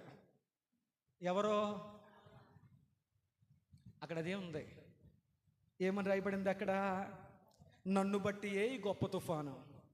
మనం ఏమంటాం, నేను ఉండబట్టే కదా, నేను బతకబట్టే కదా, నా వల్ల మీకు మనశ్శాంతి ఉండలేదా, నా వల్ల మీకు నెమ్మది ఉండడం లేదా, నేనంటూ బతుకుండబట్టే కదా ఈ కష్టాలు, ఈ బాధలు, ఈ ఎరుకులు, ఈ ఇబ్బందులు, ఈ దెబ్బలాట్లు, ఈ అశాంతి, ఈ పేదరికం, నేను ఉండబట్టే కదా, నేను బతుకుండబట్టే కదా, నేను ఉంటే కదా ఎన్ని జరుగుతున్నాయి, నేను చచ్చిపోతే, నేనంటూ లేకపోతే మీరందరూ వాళ్ళు మనశ్శాంతిగా ఉంటారు, మీ ఇంట్లో వాళ్ళందరూ మనశ్శాంతిగా ఉంటారు అని తొందరపాట్లో ఆత్మహత్యలు చేసుకునే వాళ్ళు ఈ లోకంలో ఎంతమంది ఉన్నారో. నేను దేవుని యందు భయభక్తులు గలవాడిని అన్నాడు, ఆత్మహత్య చేసుకుంటా వెళ్ళిపోయాడు. చెప్పుకుంటాకే భయభక్తులు కష్టకాలంలో నిలబడ్డానికి పనికి రాకుండా పోయింది. దేవునికి స్తోత్రం, హల్లెలూయా. యోనా ఏం చెప్పాడు అక్కడ, నన్ను బట్టియే ఈ గొప్ప తుఫాను మీ మీదకి వచ్చింది, నాకు తెలుసు. మనమేమంటున్నాం, నా వల్లే కదా, నేను ఉండబట్టే కదా మీకు ఈ కష్టాలు, మనశ్శాంతి లేదు, ప్రశాంతత లేదు, దెబ్బలాట్లు, గొడవలు, నేనంటూ లేకపోతే మీరందరూ మనశ్శాంతిగా ఉంటారు కదా అని చెప్పి అనేకులు రకరకాల క్షణిక ఆవేశపు సొంత నిర్ణయాలు తీసుకొని ఆత్మహత్యలు చేసుకొని చచ్చిపోతున్నారు. యోనా కూడా చేసిన 3వ తప్పిదం, సొంత నిర్ణయం తీసుకున్నాడు. ఏం చేసుకున్నాడో, సొంత నిర్ణయం తీసుకొని చచ్చిపోదాం, ఆత్మహత్య చేసుకుందాం అని చెప్పి వాడపై నుంచి దూకేశాడు, వాడపై నుంచి గెంటేయమన్నాడు, గెంటేశాడు. దట్ మీన్స్ ఆత్మహత్య. ఏం చేసుకున్నాడు చెప్పరేంటి, దేనికి సిద్ధపడిపోయాడు, కింద పడిపోతాను, మునిగిపోతాను, చచ్చిపోతాను, ఊపిరాడదు, గిలగల కొట్టుకుంటాను, నాకు ఇలాగే జరగాలి, నేను చచ్చాకనే మా వాళ్ళందరూ హ్యాపీగా ఉంటారా, నేను ఉండబట్టే కదా, నేను బతుకుండబట్టే కదా, నేనంటూ లేకపోతే అన్నీ తీరిపోతాయి కదా, చచ్చిపోదాం అని ఆత్మహత్య చేసుకోవడానికి దూకేశాడు. కానీ దేవుడు అన్నాడు, యోనా నువ్వు ఆత్మహత్య చేసుకొని చచ్చిపోదాం అనుకున్నావు, కానీ నీతో నాకు పని ఉంది, నీతో నాకు ప్రణాళిక ఉంది, నీతో నాకు ఒక ఉద్దేశం ఉంది, నువ్వు చావాలనుకున్నా నేను చావనివ్వను అన్నాడు దేవుడు. ఒక మాట చెప్తాను, బైబిల్ చేత్తో పట్టుకున్నారు కదా, అబద్ధం చెప్పలేరు కాబట్టి చెప్పండి, మీ జీవితంలో ఎన్నో అనుభవాల గుండా, శ్రమలు, ఇరుకులు, ఇబ్బందులు, వాటములు, అపజయాలు, రకరకాల అనుభవాల గుండా వెళ్ళినప్పుడు ఈ మాట మీకు రాలేదా? ఏంటి, నేను ఉండబట్టే కదా ఈ కష్టాలు, ఈ అనారోగ్యాలు, ఈ బలహీనతలు, ఈ అప్పులు, ఈ మాటలు, ఈ దెబ్బలాట్లు, ఈ నిందలు, ఈ విసుగులు, ఈ పరిస్థితులు, నేనంటూ లేకుండా చస్తే ఇవేవి ఉండవు కదా అని చెప్పి ఎన్నిసార్లు ఆత్మహత్య గురించిన తలంపు వచ్చింది, ఎన్నిసార్లు చచ్చిపోవాలనే ఆలోచన. దేవుని యందు భయభక్తులు కలిగిన వాడిని అన్నాడు కానీ ఆత్మహత్య చేసుకోవాలనే ఆలోచన వచ్చింది. దేవుని యందు భయభక్తులు కలిగిన వాడిని అని చెప్పాడు, ఆత్మహత్య కూడా చేసేసుకున్నాడు. కానీ యోనాను దేవుడు చావనివ్వలేదు. కొన్నిసార్లు చచ్చిపోదాం అనుకుంటాం, మరికొన్ని క్షణాల్లోనే దేవుడు ఆలోచన తుడిచేస్తాడు, ఆ తలంపు తుడిచేస్తాడు, ఆ నిర్ణయాన్ని తుడిచేస్తాడు, ఆ ఉద్దేశాన్ని తుడిచేస్తాడు. ఒకవేళ ఒక అడుగు ముందుకెళ్ళి చచ్చిపోదామన్నా దేవుడు బతికించేస్తాడు. ఎందుకో నీకు నూకలు ఉండబట్టి కాదు, దేవుని ప్రణాళిక ఏదో ఉండిపోయింది, దేవుని ఉద్దేశం ఏదో ఉండిపోయింది, దేవుని ఆలోచన ఏదో ఉండిపోయింది. దేవుడు అన్నాడు, యోనా నువ్వు చావాలనుకుని ఆత్మహత్య చేసుకుంటావు, దూకేశావు, ఇది నీ నిర్ణయం, నా నిర్ణయం అయితే అది కాదు. నిన్ను జల సమాధి చేయడం నా నిర్ణయం కాదు. నువ్వు చచ్చిపోవడం నా నిర్ణయం కాదు. నువ్వు ఆత్మహత్య చేసుకొని చచ్చిపోదాం అనుకున్నావు, నువ్వు అలా చావడం నా నిర్ణయం కాదు. నాకు నీ పట్ల ఒక ప్రణాళిక ఉంది. ఆ ప్రణాళిక నీ ద్వారానే నెరవేరాలి. అందుకు బతికించుకోవడానికి దేవుడు రెడీగా పెట్టాడు. దేన్ని? ఎవరికొకరు రెడీగా పెడతాడు దేవుడు. కాపాడడానికో, రక్షించడానికో, నిలబెట్టడానికో, తోడుండడానికో. ఆ టయానికి చేప, ఈ టయానికి నీ పక్కన మరొక వ్యక్తి. ఎందుకు? దేవునికి స్తోత్రం. అనేక మంది తోడు లేక చనిపోతున్నారు, అనేకులు కాపాడబడుతున్నారు పక్క నుండి. కారణం ఏంటంటే దేవుడే ఆ టయానికి ఆ వ్యక్తిని పక్కన పెడుతున్నాడు. యోనాను కాపాడడానికి చేపను పెట్టినట్లు. మీకు అర్థమైందా లేదా? యోనా దృష్టిలో అక్కడితో జీవితం అయిపోయింది. ఇక బతుకేమైపోయినా పర్లేదు, కుటుంబం ఏమైపోయినా పర్లేదు, బిడ్డలు ఏమైపోయినా పర్వాలేదు, అంతగా నిరుత్సాహపడిపోయాడు. ఆత్మహత్య కూడా చేసేసుకున్నాడు, దూకేశాడు, గెంటేశాడు, పడిపోయాడు. అనుకున్నాడు ఇక్కడితో జీవితం అయిపోయింది. కానీ యోనాను దేవుడు అనుకున్నాడు, యోనా ఇక్కడ తవ్వలేదు, నా ప్రణాళిక ఇంకా ఉంది అని దేవుడు యోనా కొరకు చేపను సిద్ధపరిచాడు. దేవునికి స్తోత్రం. సామెతల గ్రంథం 3వ అధ్యాయం 5-6 వచనాలు. సామెతల గ్రంథం 3వ అధ్యాయం 5-6 వచనాలు. నీ స్వబుద్ధిని ఆధారం చేసుకొనక నీ పూర్ణ హృదయముతో యెహోవా యందు నమ్మిక ఉంచుము. నీ ప్రవర్తన అంతటి యందు ఆయన అధికారమునకు ఒప్పుకో. అప్పుడు ముందుకెళ్లకుండా ఆగిపోయిన నీ ప్రయాణం ఏదైతే ఉందో, నా బ్రతికేంటో, నా జీవితం ఏంటో, నా రాతేంటో నాకు అర్థం కావట్లేదు అంటున్నావు కదా, ఆయన నీ త్రోవలన్నీ సరళపరుస్తాడు. నిన్ను ఎక్కడికి నడపాలో, ఎక్కడికి చేర్చాలో అక్కడికి చేరుస్తాడు. ఎప్పుడు? నీ బుద్ధిని ఆధారం చేసుకోకుండా, నీ మైండ్ సెట్ ఆధారం చేసుకోకుండా, నీ ఆలోచనలు ఆధారం చేసుకోకుండా, నిన్ను చచ్చిపో, నువ్వు ఉండకూడదు అని చెప్పి నిన్ను గెంటుతున్నవి ఏవైతే ఉన్నాయో వాటిని ఆధారంగా చేసుకోకుండా నువ్వు దేవుని మీద ఆధారపడు. దేవుడు అన్నీ మారుస్తాడు. దేవునికి స్తోత్రం. దైవజనుడిగా ప్రభు పక్షాన ఈ మాట చెప్తున్నాను. సమస్యలు చూసి బతుకుండొద్దు, చచ్చిపో అని ప్రేరేపించేది దురాత్మ. లేదు, చచ్చిపోవడం వల్ల దేవునికి మహిమ కాదు, అందుకొరకు దేవుడిని బతికించలేదు, అందుకొరకు దేవుడికి నీకు ప్రణాళిక కలిగలేదు. చావడం కంటే బతికి నిరూపించుకో, బతికి నలుగురికి ఎదుట దేవుని కొరకు సాక్షిగా బతుకు అని చెప్పేది పరిశుద్ధాత్మ. నేను అంటున్నాను, నీ జీవితంలో నీకెదురయ్యే పరిస్థితుల్లో నేను పదే పదే ప్రేరేపిస్తుంది ఏ ఆత్మ? దురాత్మ చచ్చిపో, ఇక్కడతో ముగించే అంటుంది. పరిశుద్ధాత్మ పోరాడు, నిలబడు, దాటు, ప్రభు కొరకు సాక్షిగా నిలబడు అంటుంది పరిశుద్ధ ఆత్మ. ఈరోజు నీ కష్టకాలంలో ఏ ఆత్మ తలంపుల మీద ప్రభావం చూపిస్తున్నాయి? అందుకే అన్నాడు, నీ స్వబుద్ధిని ఆధారంగా చేసుకోవద్దు, నీ సొంత నిర్ణయాలు, నీ సొంత ఆలోచనలు, నీ మనసును ఆధారం చేసుకోవద్దు. ఎందుకంటే అదే నీకు శత్రువు. నిమిషానికి కులా మారిపోద్ది. మనసు ఓసరవిల్లి, ఆలోచనలు ఓసరవిల్లివి. ఏ క్షణం ఎలా మారిపోద్దో తెలియదు. కాబట్టి నీ స్వబుద్ధిని ఆధారంగా చేసుకోకుండా, నీ నిర్ణయాలు, నీ ఆలోచనలు ఆధారంగా చేసుకోనకుండా నీ దేవుడిని యెహోవా యందు నమ్మకముంచు. ఆయన వదలడో, ఆయన అన్యాయం చేయుడు, నన్ను విడిచిపెట్టడో, నన్ను నడి సముద్రంలో నా జీవితాన్ని మొలగనివ్వడో అని విశ్వసించు. అప్పుడు ఆయన నీ త్రోవలన్నీ సరళపరుస్తాడు, నీ చిక్కుముడులన్నీ ఇప్పుతాడు. దేవునికి స్తోత్రం. యెహోవా యందు భయభక్తులు కలిగిన వాడును, ఆకాశమునకు భూమికి సముద్రమునకు దేవుడు అయినటువంటి వాడికి నేను భయభక్తులు గలవాడును అని చెప్పుకున్నాడు. కానీ 3 పొరపాట్లు చేశాడు. మొదటి పొరపాటు, మొదటి పొరపాటు భయభక్తులు గలవాడని చెప్పి కష్టకాలములో దూరంగా పారిపోయాడు. దేవుణ్ణి హత్తుకోవాల్సిన వాడు దూరంగా వెళ్ళిపోయాడు. రెండవది, ప్రార్థించగలిగిన అభిషేకం ఉండి కష్టములో ప్రార్థించకుండా నిద్రపోయాడు. మూడవది, దైవ చిత్తాన్ని తెలుసుకోవలసిన వాడు తన సొంత ఆలోచన చేసి ఆత్మహత్య చేసుకుంటాక ఓడలోంచి కిందకు దూకేశాడు, లేకపోతే పడేయమన్నాడు. కానీ దేవుని ప్రణాళిక ఉంది కనుక దేవుడు చేప కడుపులో 3 దినాలు భద్రపరిచాడు. దేవునికి స్తోత్రం. 3 దినాలు టైం ఇచ్చాడు. ఎవరికే? యోనా మారతావా, చేర్చాల్సిన చోటుకి చేరుస్తాను, లేదా చేప ఫ్రై చేసుకుంటుంది లోపల. యోనాకు జ్ఞానోదయం అయింది. అయ్యో, నేను చచ్చిపోదాం అనుకున్న చావు రాలేదేంటి నాకు. కొంతమంది అంటారు, ఎంత అనుకున్న చావు రావకపోవడమే బాధ, మళ్ళీ ఎంత ప్రయత్నించినా చావు రావట్లేదండి, దానికి ఏడిపే. యోనాకు చావు రాలే. హల్లెలూయా. ఎంత బలహీనుడు తెలుసా? తుమ్ముతూ చచ్చిపోతున్నారు, ఎక్కిళ్ళతో చచ్చిపోతున్నారు, దగ్గు చచ్చిపోతున్నారు. ఇంకా గొప్పదేంట్రా బాబు అంటే న్యూసు, మొన్న ఎవడో దోశ తింటే దోశ మధ్యలో గొంతుకు అడ్డుపడి చచ్చిపోయాడంట, అట్టుపండు తింటూ చచ్చిపోయాడంట. ఓ మానవుడా, నీ జీవితం ఏపాటిది? మనిషి చనిపోవడానికి పెద్ద పెద్ద కారణాలు కావాలా? క్షణభంగురం మానవ జీవితం. కానీ దేవుడు తప్పిస్తూ కాపాడుతున్నాడంటే ఆయనకి ఏదో ఒక ప్రణాళిక ఉండిపోయింది నీ పట్ల. దాన్ని వెతుకు, దాన్ని వెంటాడు, అప్పుడు నీ త్రోవలు సరళపరచబడతాయి. దేవునికి స్తోత్రం. హల్లెలూయా. నా బతుకేంటి కాదు, నీ చిత్తం ఏంటి అని అడుగు ప్రభుని. ఆమేన్ చెప్పండి. 3 విషయాలు. 4వది, యోనా చేసినటువంటి 4వ పొరపాటు ఏంటంటే, యోనా గ్రంథం 3వ అధ్యాయం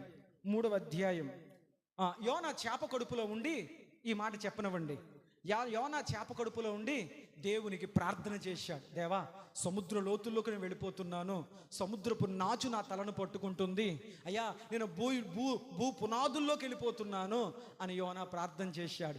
యోనా 3 రోజులు ఉపవాసం ఉన్నాడు చేప కడుపులో. దేవుని పని కొరకు, దైవ చిత్తము నెరవేర్చుటకు చేప కూడా. చాలామంది యోనా చేప కడుపులో ఉన్నాడు, ఇది గొప్ప కాదు. చేప తిని అరిగించుకునే పరిస్థితిలో ఉండి, ఉపవాసముతో ఉండి, ఆకలితో ఉండి నిగ్రహంగా నిలబడింది. ఎవరో తినే అవకాశం ఉండి నిగ్రహంగా నిలబడింది. యోనాకు దొరక్క తినలేదు, తినే అవకాశం ఉండి నిగ్రహంగా ఉంది. ఎందుకు తెలుసా? దేవుడు చెప్పాడు, నేను లోబడిపోవాలి. కానీ యోనాకు దేవుడు చెప్పాడు, మాట వినలే. నేను నినివేకి వెళ్తే వాళ్ళు నిజంగా మారిపోతారేమో, ఒకరు నినివేకి వెళితే నన్ను చంపేస్తారేమో అని యోనా భయపడి పారిపోయాడు. ప్రార్థించాల్సిన వాడు పడుకున్నాడు. అలాగే దేవుని చిత్తాన్ని అడగవలసిన వాడు తన స్వబుద్ధిని ఆధారం చేసుకొని సొంత నిర్ణయం తీసుకొని ఆత్మహత్య చేసుకున్నాడు. 4వ పొరపాటు, దేవుడు యోనాను నినివే పట్టపు ఒడ్డు దాకా తీసుకొచ్చాడు. బయటకు వచ్చిన తర్వాత చేప కక్కేసింది. నీసు వాసన కదా, లెగిశాడు. చేప, దేవుడు పని చేయి, నేను చేశాను, నువ్వన్న వెళ్ళి చేయి. అంత చేప మొత్తం అంత స్నానం చేశాడు, వాసన పోగొట్టుకున్నాడు. తలెత్తి చూశాడు, నినివే పట్టణమునకు గుర్తొచ్చింది. మనుషుని హృదయములో ఆలోచనలు అనేకము కలవు, కానీ చివరికి యెహోవా ఎక్కడక తిరిగి వచ్చినా చేరాల్సింది ఆయన తీర్మానానికే, చేరాల్సిన చోటుకే, వెళ్ళాల్సిన చోటుకే. దేవుడు ఎక్కడికి తీసుకెళ్తాడు అక్కడికే మనం వెళ్ళాలి. నేను ఎక్కడికో 3000 కిలోమీటర్లు ఉన్నటువంటి తర్షీషుకి వెళ్ళిపోదాం అనుకున్నాను. దేవుడు తిప్పి నినివే ఒడ్డుకే తీసుకొచ్చాడు. నువ్వు ఎక్కడికి వెళ్ళాలో దేవుడు అక్కడికి తీసుకొస్తాడు. నేను ఒక మాట అంటాను, ఎక్కడికి తిరిగినా నువ్వు రావాల్సింది మరలా దేవుని పాదాల దగ్గరికే. ఇక ఎవడు నీకు సహాయపడేవాడు లేడు. ఏ దిక్కు లేని వాడికి.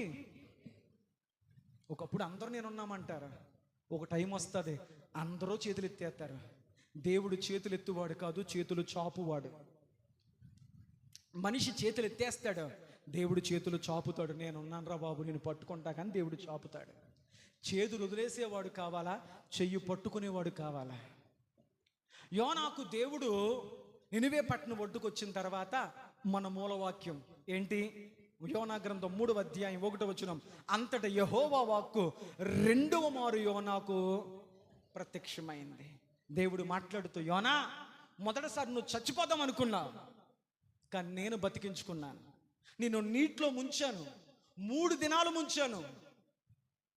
బాప్తిస్మము తండ్రి కుమార పరిశుద్ధాత్మ నామములో నీటిలో ముంచుతాం.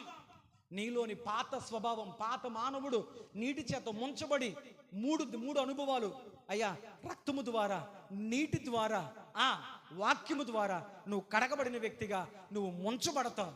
నువ్వు నీటిలోంచి బయటకు వచ్చిన తర్వాత నువ్వేమంటావు తెలుసా? బ్రతుకుట క్రీస్తే, దేవుని కొరకు బ్రతుకుతాను.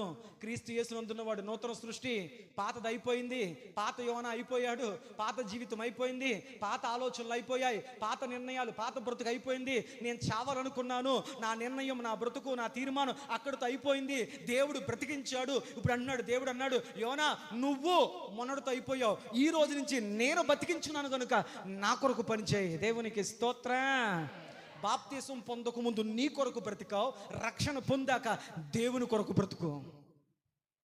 ఈ బ్రతుకు నేనిచ్చాను, ఈ జీవితం నేనిచ్చాను. చావాలనుకున్న నేను బ్రతికించి 3 దినాలు నీకు నేర్పాల్సిన పాఠాన్ని నేర్పి, సముద్రములో 3 దినాలు నీకు బాప్తిస్మపు అనుభవం ద్వారా నేను నడిపించి నిన్ను ఒడ్డుకు చేర్చింది. ఇక నుంచి నీ బ్రతుకు నాది, నీ ప్రాణం నాది, నీ జీవనం నాది. నేను నీకు ఇచ్చిన 2వ అవకాశం. నేను అంటున్నాను ప్రియ సంగమా, దేవుడు నీ జీవితంలో ఎన్ని అవకాశాలు ఇచ్చాడు ఇప్పుడు దాకా. ఆ క్షణం మాత్రం వచ్చేద్ది భక్తి. బాబోయ్ దేవుడు కాపాడు ఉండకపోతేనండి, దేవుడు తప్పించి ఉండకపోతేనండి, దేవుడు ఉండకపోతేనండి, అయ్యి బాబోయ్ ఇక నుంచి అస్సలు మానమేండి. అది జరిగిన 1-2 రోజులకి మళ్ళీ మామూలు తతంగమే. మనిషి భయపడితేనే దేవుడు గుర్తొస్తాడు. సమస్య దగ్గర కొత్తనే ఒళ్ళు జడిస్తేనే దేవుడు గుర్తొస్తాడు. అందుకు ఒక వ్యక్తి అంటాడు, బాధపడతాయి కానీ దేవుడేంటో బోధపడలేదంట. దేవుడేంటో నీకు బోధపడాలంటే కొన్నిసార్లు నువ్వు బాధపడాల్సిందే. యోనాతో దేవుడు చెప్పాడు, 2వ మారు యోనా నీకు ఇస్తున్న 2వ జీవితం, 2వ అవకాశం, వెళ్ళు నినివే పట్టణానికి వెళ్ళి ప్రకటించు అన్నాడు. నినివే పట్టణంలోకి వెళ్ళిన తర్వాత జరిగిన యోనా చేసినటువంటి 4వ పొరపాటు. యోనా గ్రంథం 3వ అధ్యాయం 3-4 వచనాలు. కాబట్టి యోనా లేచి యెహోవా సెలవిచ్చిన ఆజ్ఞ ప్రకారం నినివే పట్టణమునకు పోయెను. నినివే పట్టణం యెహోవా దృష్టికి గొప్పదై 3 దినముల ప్రయాణమంత పరిమాణము గల పట్టణం. యోనా ఆ పట్టణములో 1 దిన ప్రయాణమంత దూరము సంచరించుచు 40 దినములకు నినివే పట్టణం నాశనమగునని ప్రకటించెను. యోనా చేసిన 4వ పొరపాటు. 4వ పొరపాటు ఏంటంటే, దేవుడు 2వసారి బ్రతికే అవకాశం ఇచ్చి, యోనా ఇప్పుడైనా యథార్థంగా ప్రకటించు అని చెబితే దేవుని పట్ల యథార్థంగా బతకలేకపోయాడు. ఎన్నోసారి చెప్పరేంటి, ఇప్పుడన్నా యథార్థంగా వెళ్ళు, యథార్థంగా ప్రకటించు, 3 దినాలు వెళ్ళేంత ప్రయాణం నీ ముందు వెళ్ళు అంటే యోనాకి వెళ్ళడం ఇష్టంలే. ఎందుకు? ఇంకా పాతవి చావలే. పాత గుణము, పాత స్వభావము, పాత కోపాలు, పాత ద్వేషాలు, నినివే పట్టణస్థుల మీద ఉన్నటువంటి వ్యతిరేకత, వాళ్ళ నాశనం అయిపోవాలనే కోరిక. బాప్తీసాలు తీసుకున్నా కొంతమంది బతుకుల్లో ఇంకా మార్పు రాదు. అందువల్ల నినివే పట్టణం మీద ఉన్నటువంటి ద్వేషం పోలే. దేవుడు ఇదిగో నీకు 2వ అవకాశం ఇచ్చాను కదా యోనా, ఇప్పుడన్నా యథార్థంగా ఉండి వెళ్ళు, నా పరిచర్య చేయి, 3 దినాలు ఆ నినివే పట్టణస్తులకు ప్రకటించు అని చెప్తే 3 రోజులు వెళ్ళాల్సినంత దూరం నినివే పట్టణం ఉంటే 1 రోజు తిరిగి మానేశాడంట. ఎన్ని రోజులు తిరగాలి?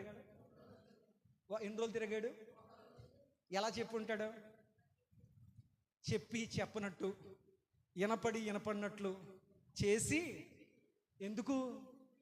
మనసు లేదు, మైకి లేదు కాదు, మనసు లేదు, చెప్పాలని లేదు, వాళ్ళు బాగుపడాలని లేదు, వాళ్ళు తప్పించబడాలని.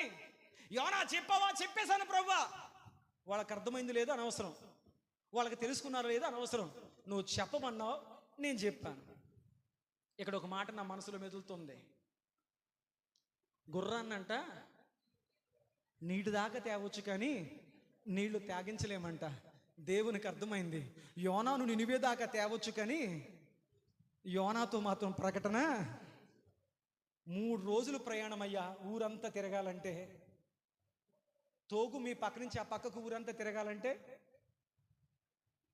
ఒక అరగంట గంట ఉంటుంది అనుకుందాం. యోనా కాలినడక మీద మొత్తం నినివే పట్టణం అంతా తిరగాలంటే 3 రోజులు పడద్దంట.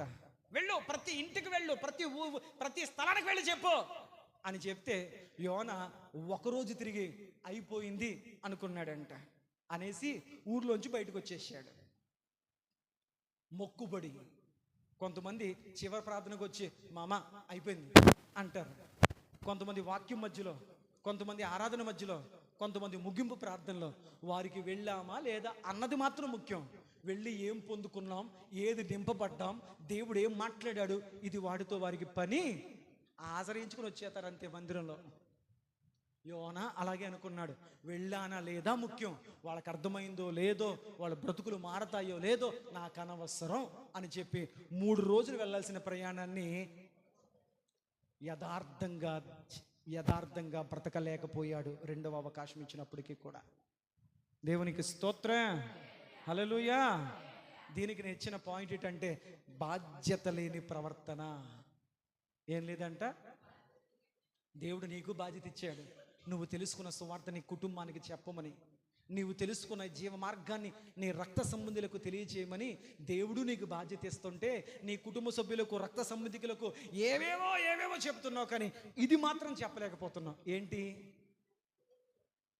చెన్నై షాపింగ్ మాల్ తెరిచారంటే వెళ్దామా? సాయంత్రం పలానా పార్క్ బాగుందంటే వెళ్దామా? పలానా రెస్టారెంట్ బాగుందంటే వెళ్దామా? పలానా చోట్ల చీరలు బాగున్నాయంటే వెళ్దామా?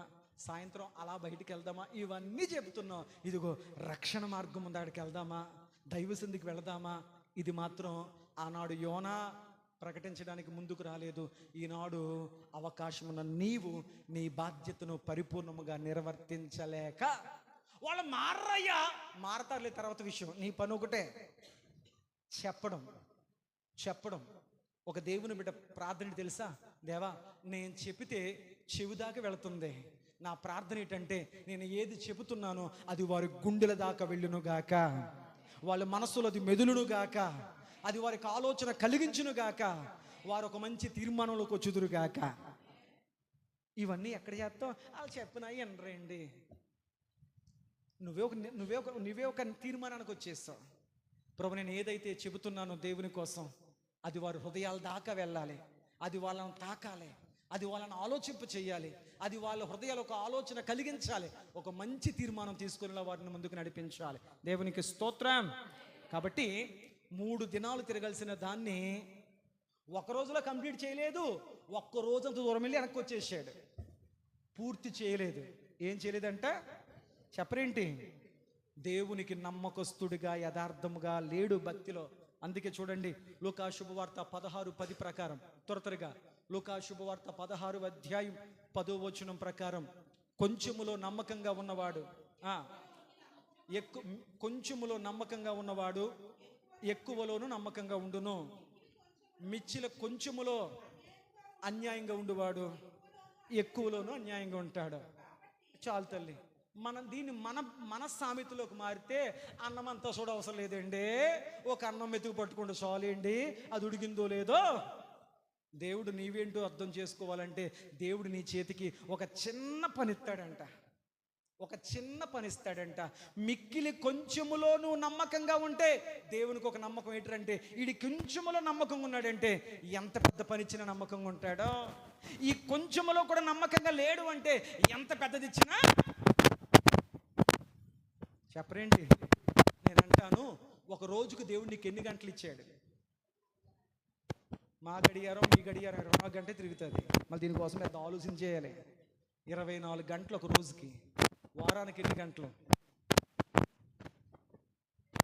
24 × 7, వెరీ గుడ్, 148 గంటలు. ఒక వారానికి దేవునికి ఇచ్చిన గంటలెన్ని? 148 గంటలు. ఆ 148 గంటల్లో దేవుడు తన దగ్గర గడపమని అడుగుతున్న గంటలెన్ని? 2.5 గంటలు. వారమంతా నీదే. దేవునితో గడిపే గంటలెన్ని? 2.5 గంటలు. ఎన్నిన్నర గంటలు? ఈ 2.5 గంటలు నువ్వు చర్చికొచ్చేది ఎన్ని గంటలకే? మనం అనుకుంటాం, నేను 19 గంటలకు వస్తున్నాను కాబట్టి 11:30 తర్వాత క్షణం ఉండను. చాలామంది మొక్కలు నేను చూస్తాను, 11:30 దాటిందనుకో వీళ్ళకి ఒక లోపల కంగారు, అలజడి, ఆందోళన, వెళ్ళిపోవాలి. నీ ప్రాణం అలాగే కంగారు పడితే నీలోంచి వెళ్ళిపోవాలని. భక్తుడు అన్నాడు, నా ప్రాణమా ఎలా నువ్వు తొందరపడుతున్నావు? యెహోవా యందు నమ్మిక ఉంచుము, ఆయనే నీ రక్షణకర్త, ఆయనే నమ్ముకున్న దేవుని యందు ఆయనదు నేను ఇంకా విశ్వసించుచున్నాను. దేవునికి స్తోత్రం. నీ మనసు కంగారు పడుతుంది వెళ్ళిపోవాలి మందిరం నుంచి, కానీ దేవుని కృప లేకపోతే నీ ప్రాణం కంగారు పడుతుంది దేహాన్ని వదిలేయడానికి. నేను భయపెడతలేదు, దేవుడు నీకు ఈ వారములో ఇచ్చిన ఇన్ని గంటల్లో ఒక 2.5 గంటల సమయం దేవుల్లో గడపడానికి నీకు లేకపోతే, నీకు సమయం ఇచ్చిన దేవుడికే నీకు సమయం లేదు అంటున్నావంటే, దేవుడు నీకు సమయం ఇచ్చేం ఉపయోగం? యథార్థత లేదు. యథార్థత. యోనాకు దేవుడు ప్రాణభిక్ష పెట్టాడు రెండోసారి. యోనా, నీకు 2వ అవకాశం ఇచ్చాను, యథార్థంగా బ్రతుకు అంటే, యోనా దగ్గర టైం లేదంట. 3 రోజులు తిరగడంట. ఒకరోజు తిరిగి వచ్చేసాడు వెనక్కి. దేవుడు నీకు ఇచ్చిన జీవితంలో, దేవుడు నీకు ఇచ్చిన ఆరోగ్యములో, దేవుడు నీకు ఇచ్చిన కుటుంబంలో, దేవుడు నీకు ఇచ్చిన సమయములో నువ్వు ఎంత యథార్థంగా దేవునికి ఇవ్వాల్సినటువంటి 2.5 గంటల సమయం ఇవ్వగలుగుతున్నావు మనసు పెట్టి? దేవునికి స్తోత్రం. హల్లెలూయా, హల్లెలూయా. ఒకరోజు తిరిగేశాడు, వచ్చేసాడు, ఊరు బయటకు వచ్చేసాడు. ఊరు బయటకు వచ్చేసి నెక్స్ట్ స్టెప్ ఏంటి? నేను చెప్పింది అర్థమైందో అర్థం కాలేదో, వాళ్ళు విన్నారో లేదో నాకు అనవసరం, వాళ్ళు వినకపోవడమే కావాలి. ఎందుకు? వినకపోతేనే మారరు, మారకపోతేనే. నినివే పట్టణం చరిత్ర పుటములో సొదొమ గొమొర్రా వలె తుడిచిపెట్టబడతాదే? అగ్ని కురుస్తుందా? జలప్రళయం వస్తుందా? ఏ రీతిలో నినివే పట్టణం మొత్తం నాశనం అయిపోతో నేను చూడాలి అని ఊరు బయటకు వచ్చి ఒక చోట పడుకున్నాడంట. పడుకుని చూద్దాం. నీ తలంపులో దేవుని వాక్యం ఉండరా అంటే తలగడ కింద పెట్టుకున్నాడు బైబిల్ని. గుండెల్లో వాక్యం పెట్టుకోరంటే గుండె మీద పెట్టుకున్నాడు వాక్యాన్ని. నీకు అలా అర్థమయ్యాడా దేవుడు? పైపేను కాదు, అంతరంగంలోకి వెళ్ళాలి దేవుని మాట. దేవునికి స్తోత్రం. హల్లెలూయా. పొడుపొడుగా చెప్పి, మొక్కుబడిగా చెప్పి, పొడుపొడు భక్తి మొక్కుబడి భక్తి చేసేసి ఊరు బయటకు వచ్చేసి ఏం జరుగుతుందో చూద్దాం అనుకుని అక్కడే ఉన్నాడు. రూలుకి పని అయిపోతే వెళ్ళిపోవాలి, ప్రకటించి వెళ్ళిపోవాలి, కానీ వెళ్ళలేదు. ఎక్కడున్నాడో? ఊరు బయటకు వచ్చాడు. ఎందుకు? నా కళ్ళతో చూడాలి ఆ ఊరు కాలిపోవడం, నా కళ్ళతో చూడాలి ఆ ఊరి యొక్క ఆర్తనాదాలు, నా కళ్ళతో చూడాలి వాళ్ళ నాశనం. యోనా, నువ్వు మారిందేముందే? నువ్వు కడగబడిందేముందే? నువ్వు దిద్దుకుందేముందే? పాస్టర్ గారు యోనాను ఒక కొత్త కోణంలో చూపిస్తున్నారు ఇటు మాకు. దేవునికి స్తోత్రం. ఊరు బయటకు వచ్చేసాడు. ఆ పట్టణానికి ఏం పడుతుందో గతి చూస్తూ ఉన్నాడు.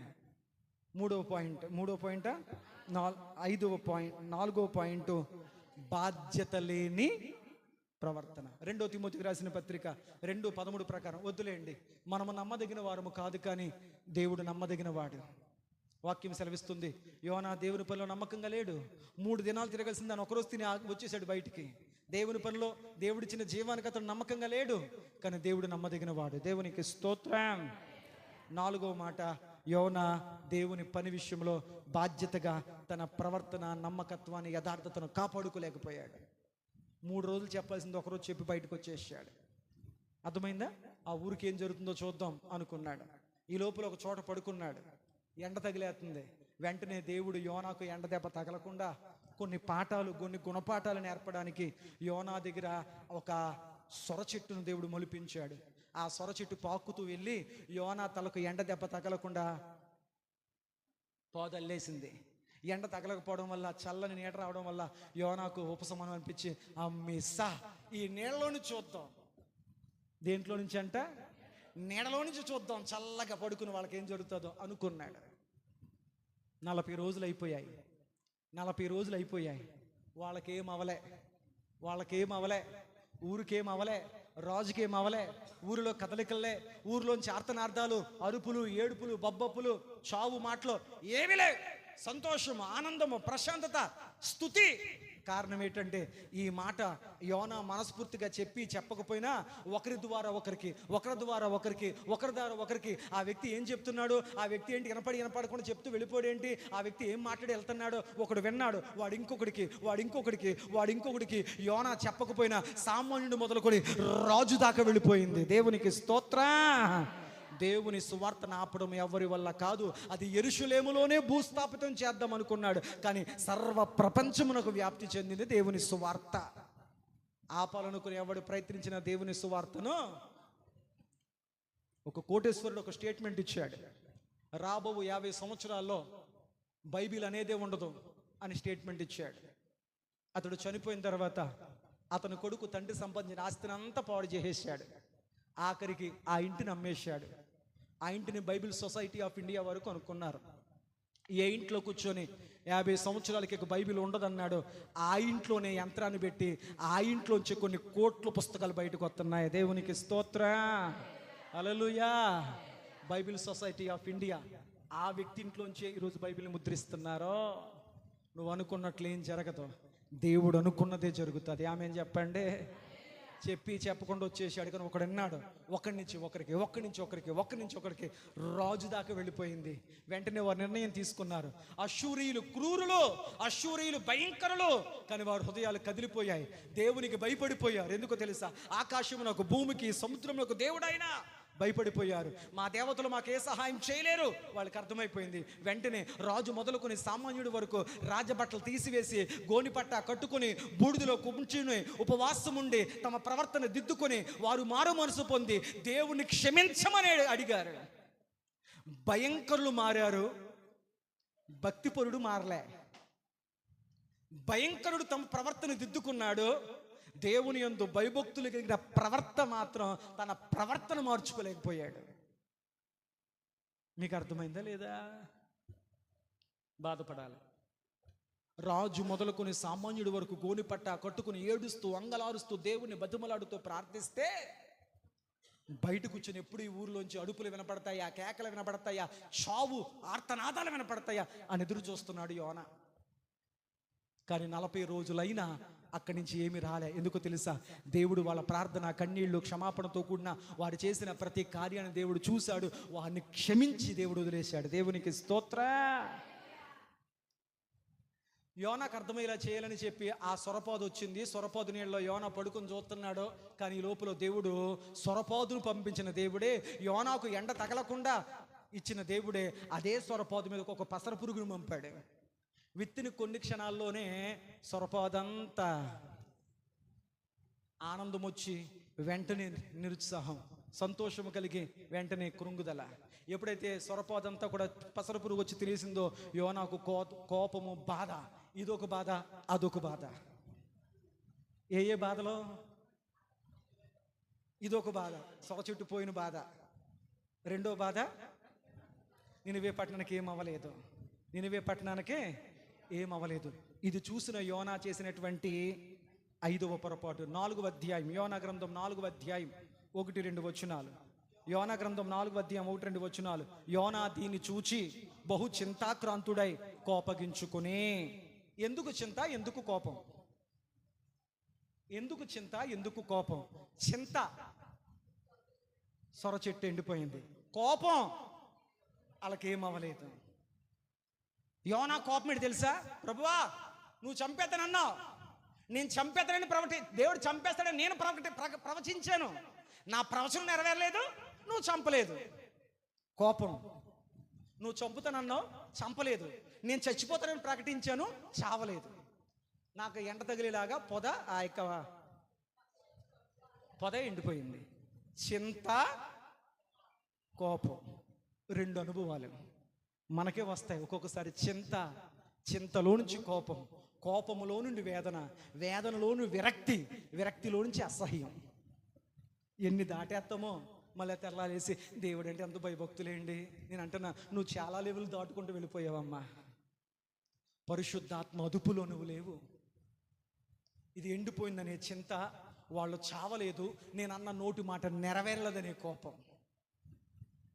హల్లెలూయా. అక్కడ తాను ఆగిపోయాడా?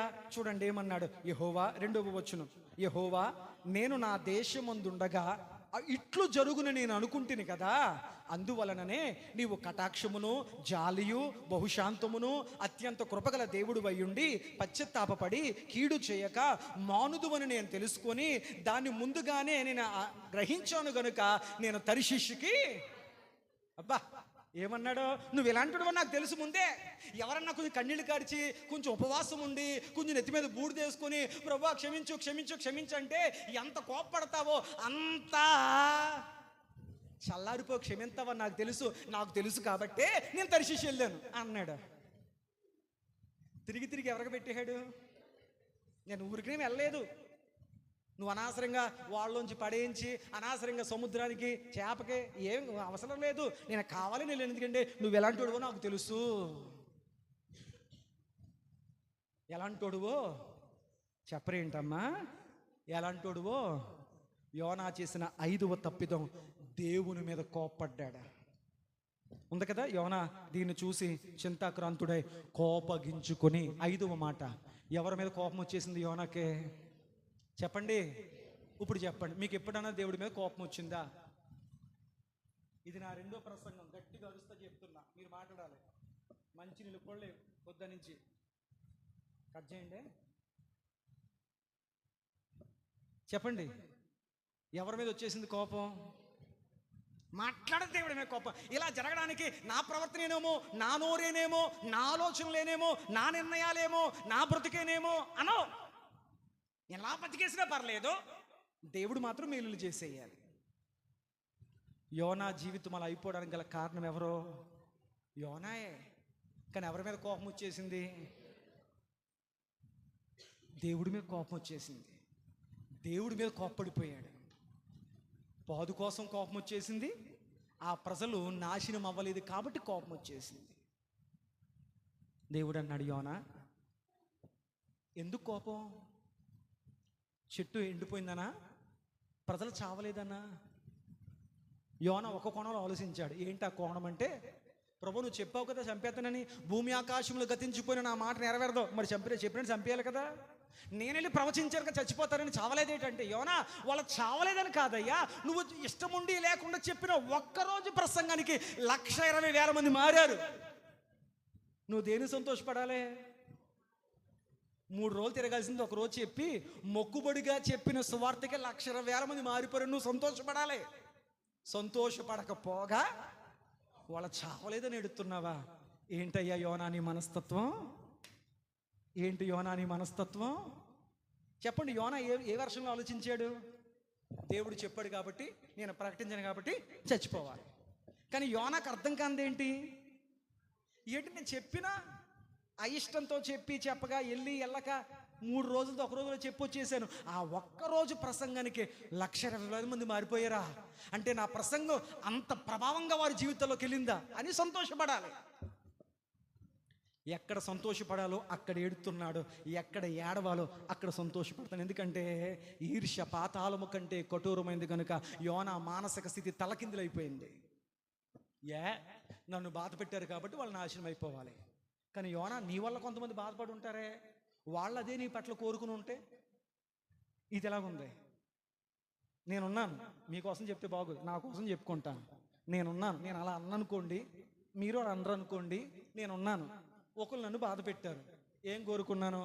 వాళ్ళు నన్ను బాధ పెట్టారు కాబట్టి, నాకు అన్యాయం చేశారు కాబట్టి, నాకు నష్టం చేశారు కాబట్టి, నన్ను ఏడిపించారు కాబట్టి, నా నాశనాన్ని కోరుకున్నారు కాబట్టి వాళ్ళు అలాగే అయిపోవాలి అని అనుకున్నాను. నేను బాధపడ్డాను కాబట్టి, నేను ఏడిచాను కాబట్టి, ఓకే వాళ్ళకి అలా జరిగింది, నాకు సంతోషం. ఇప్పుడు నా వల్ల రేపొద్దున ఎవరికైనా బాధ కలిగితే, వాళ్ళ సేమ్ నా విషయం అలాగే అనుకుంటే, ఏది విత్తావో కోసేయి, ఏది విత్తావో పైకి ఇసిరావు, వెళ్ళింది. కానీ ఒకరోజు మళ్ళీ నీ మీదకి వచ్చేద్ది. అందుకే అంటాను, వీలైతే ఆశీర్వదించు, వీలు కాకపోతే మౌనంగా వెళ్ళిపో. దేవునికి స్తోత్రం, హల్లెలూయా. వీలైతే దీవించడం నీ వల్ల కాకపోతే మౌనంగా వెళ్ళిపో తప్ప, నోరుంది కదా అని ఎవరి కీడును కోరుకోవద్దు, ఎవరి నాశనాన్ని కోరుకోవద్దు. దేవునికి స్తోత్రం. భక్తులు చనిపోతూ అన్నారు, తండ్రి ఈ పాపం వారి మీద మోపకయ్యా. అది భక్తుల మనస్సు. హల్లెలూయా. యోనా దేవుడి మీద కోప్పడిపోయాడు. దేవుడు అన్నాడు, యోనా ఎందుకయ్యా కోపం? ఒక చిన్న పాదు ఎండిపోయినందుకు నీకు అంత కోపం వస్తే, నా రూపంలో నా పోలికలో నా జీవాన్ని పొందుకున్న మానవుడు 1,20,000 మంది చనిపోవడం నాకు సంతోషమా? ఎందుకు నీకు అంత కోపం? చూడండి వాక్యం ఏం చెబుతుందో. యాకోబు రాసిన పత్రిక 1:20. ఇంకొక 2 మాటలు చెప్పి ముగించబోతున్నాను. యాకోబు రాసిన పత్రిక 1:20. బైబిల్లో చక్కగా పెన్ను పెన్సిల్ తీసుకొని బైబిల్ పాడు చేసుకోకుండా నేను చెప్పిన మీరు చదువుతున్న ఒక్క మాట అండర్లైన్ చేయండి, బైబిల్ పాడు చేయకండి. ఎందుకనగా నరుని కోపము దేవుని నీతిని నెరవేర్చదు. చాలు. ఇప్పుడు చెప్పండి, నీ కోపం దేన్ని నెరవేర్చదో? మాట్లాడరేంటి? నాకేంటి ముక్కు మీద ఉంటుందండి, ఏం ఉపయోగం? నేను మాట అంటే పన్నేంటి, ఎవరికి ఉపయోగం? బైబిల్ అంటుంది, మానవుని యొక్క కోపము దేవుని నీతిని నెరవేర్చదు. ఆ కోపం అదుపు చేసుకోలేక ఈనాడు అనేక కుటుంబాలు కన్నీళ్ళ అనుభవంలోకి వెళ్ళిపోయాయి. ఎవడు గొప్పవాడో తెలుసా? దేశాన్ని జయించిన వాడు కాదు, తన మనసును తన కోపాన్ని జయించిన వాడు గొప్పోడు. దేవునికి స్తోత్రం, హల్లెలూయా. కోపములో మాటన్నా కోపములో చెయ్యన్నా జాగ్రత్త, అవి రెండు వెనక్కి తీసుకోలే.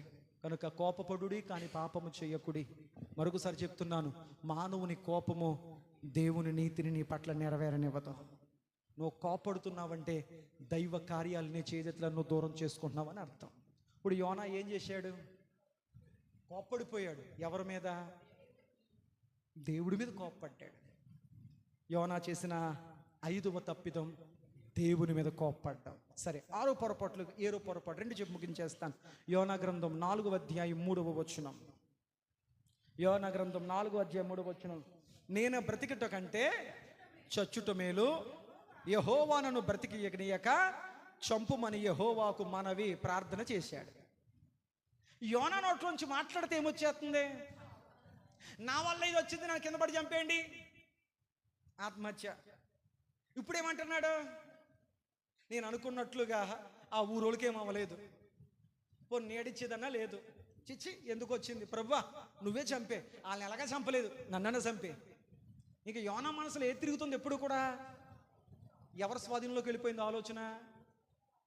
ప్రారంభం స్టేట్మెంట్ ఏంటి? యెహోవా యందు భయభక్తులు కలిగిన వాడిని.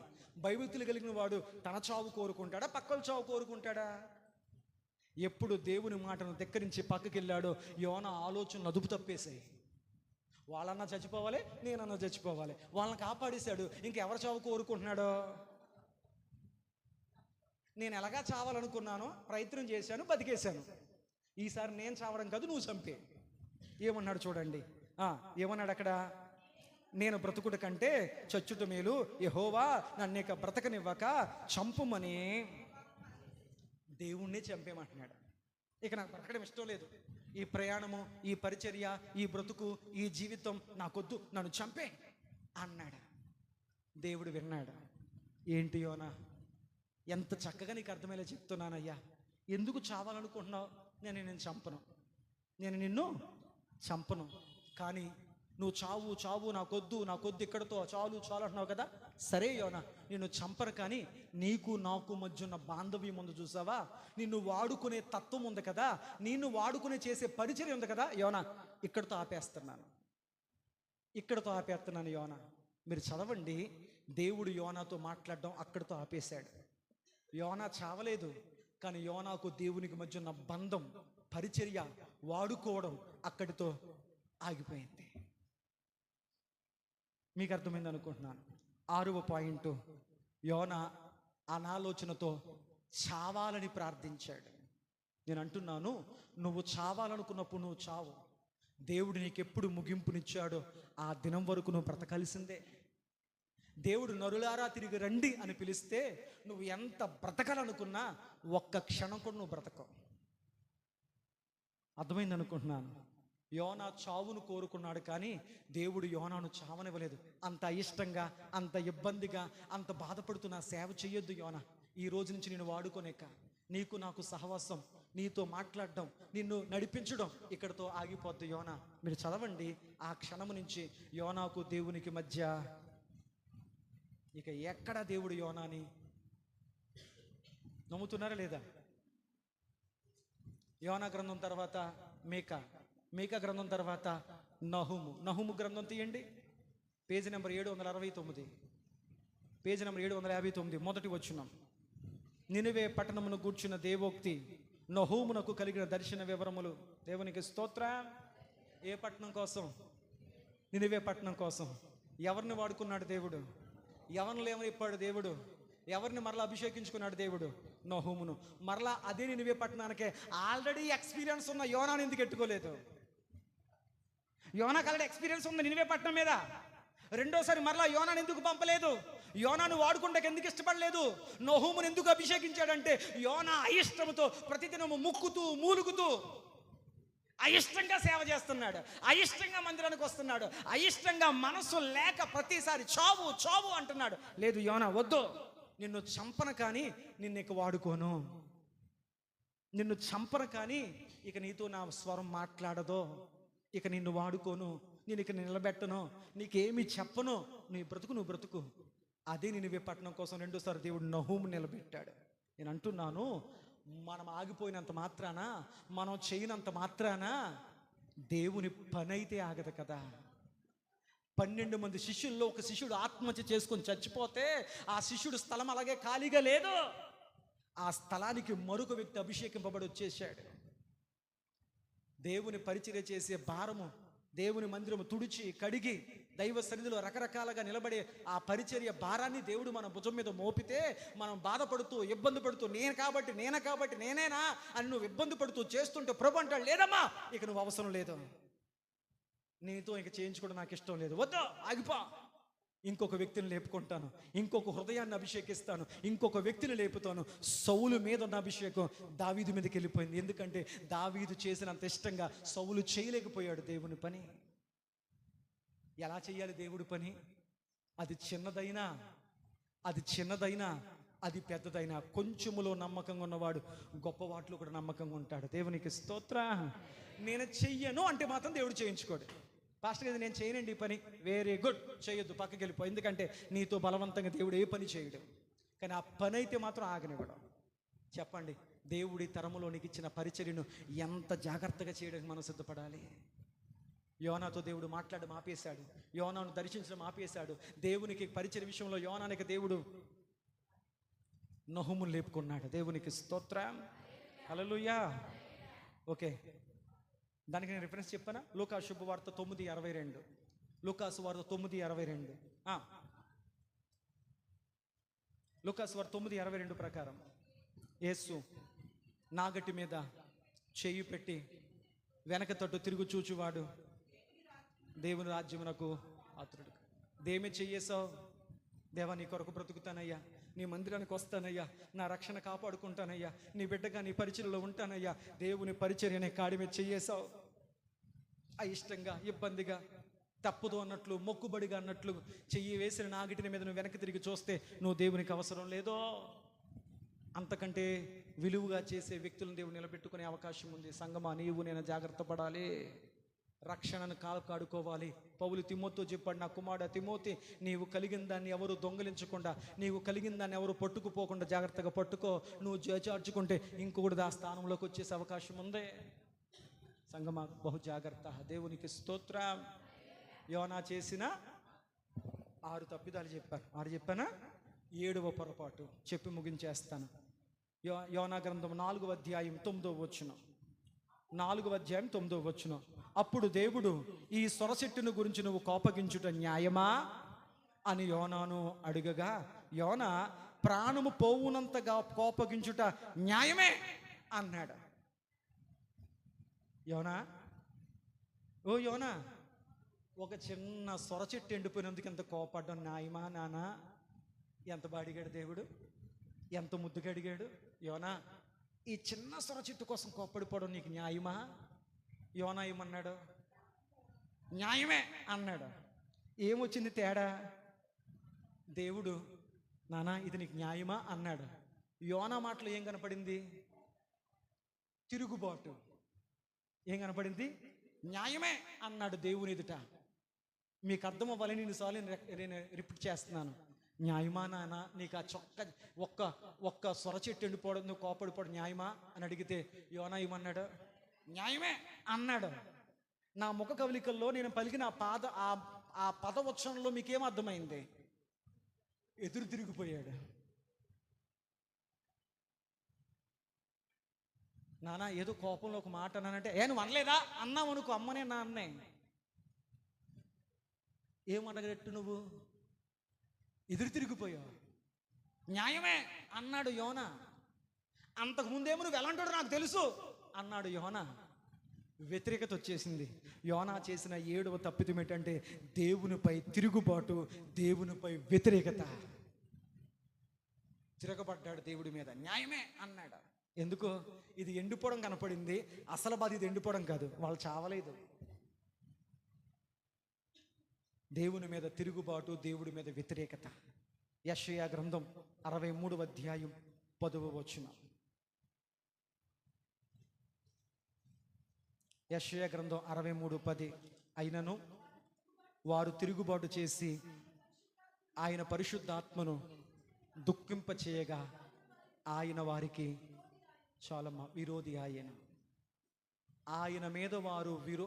మీద వారు తిరుగుబాటు చేశారు, పరిశుద్ధాత్మను దుఃఖపరిచారు. అందుకు దేవుడు వారికి విరోధయ్యాడు. ఇప్పుడు యోనాకు దేవుడు ఏమవ్వాలి? మీ నోటితో ఒప్పుకోవాలి. యోనాకు దేవుడు ఏమవ్వాలి? మీరు బలవంతంగా అంటున్నారు. యోనా దేవుడి మీద ఏం చేశాడు? వాక్యములో ఉందే, కోపగించాడు.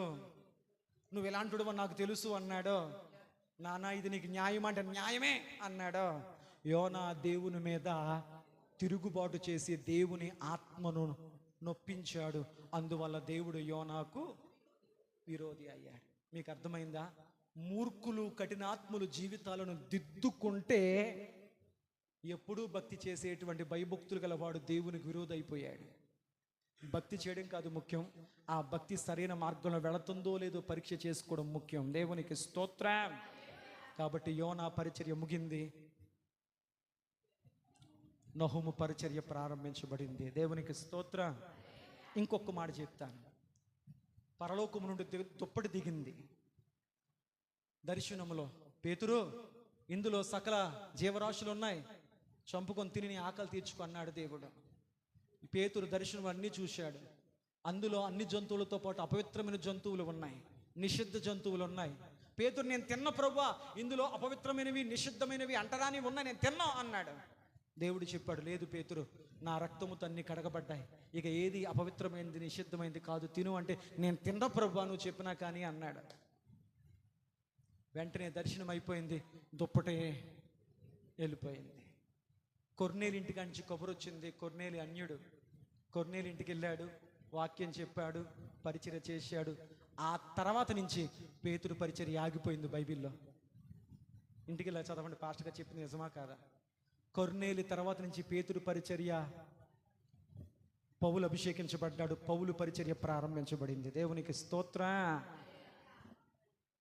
అర్థమైంది? పేతురు పరిచర్య అక్కడితో నెమ్మలించింది, పౌలు పరిచర్య అభిషేకంగా వెళ్ళిపోయింది. అక్కడి నుంచి పేతురు ప్రస్తావన మళ్ళీ పేతురు పత్రిక దాకాలేదు. ఎందుకు? దేవుడు చెప్పిన మాటకు పేతురు ఏమన్నాడు? ఎందుకు దర్శనం అర్థం ఏంటి? ఒక్క మాటలో చెప్తాను. దేవుడు దర్శనాన్ని చూపించి, పేతురు వీటన్నిటిని తిను అన్నాడు. పేతురు సకల సృష్టికి వెళ్ళి సువార్త ప్రకటించు. ప్రభువా, అందులో కొన్ని అపవిత్రమైనవి ఉన్నాయి, అన్య జనాంగాలు ఉన్నారు, అంటరాని వాళ్ళు ఉన్నారు. నేను యూదుణ్ణి, యూదులకే తప్ప అన్యులకి అంటరాని వాళ్ళకి నేను వాక్యం చెప్పను. నేను యూదులకే వాక్యం చెప్తాను, నేను యూదులకే ప్రత్యేకింపబడిన వారికే స్వార్థ చెప్తాను, అపవిత్రమైన వారికి, అంటరాని వాళ్ళకి, తక్కువ కులం వాళ్ళకి నేను వాక్యం చెప్పను. పేతురు అన్నాడు. అలలేదు పేతురు, నా రక్తంతో వాళ్ళు వీళ్ళని భేదం లేదు పేతురు, అందరినీ కడిగేశాను పేతురు, అందరికీ చెప్పు పేతురు. లేదు ప్రభా చెప్పను. తిన్న ప్రభా చెప్పను ప్రభా, వాళ్ళ అంటరానోళ్ళు ప్రభా, వాళ్ళ అపవిత్రులు ప్రభా. దేవుడు బతిమలాడ్డం. పౌలు వచ్చాడు, నేను గ్రీసు దేశస్తునికి, యూదునికి, అన్యునికి దేవుని సువార్త ప్రకటించుటకు నేను రుణస్థుడునై ఉన్నానన్నాడు. దేవుడు పరిచర్యలో పౌలుని ఒక అభిషేకింపబడిన వాడిగా దేవుడు నడిపించాడు. దేవునికి స్తోత్రం. ఒకడు తన విలువను, తన పరిచర్యను గుర్తించక నిరాకరించాడు, మరొక వ్యక్తి అభిషేకించబడి వెళ్ళిపోయాడు ముందుకి. దేవునికి స్తోత్రం. చాలా చెప్పాను విషయాలు. కాబట్టి నీది నీ దగ్గర ఉన్నప్పుడే దాని విలువను గుర్తెరిగి యథార్థంగా చేయి. దేవుని కార్యాలు నీ జీవితంలో సమృద్ధివంతంగా జరుగునుగాక.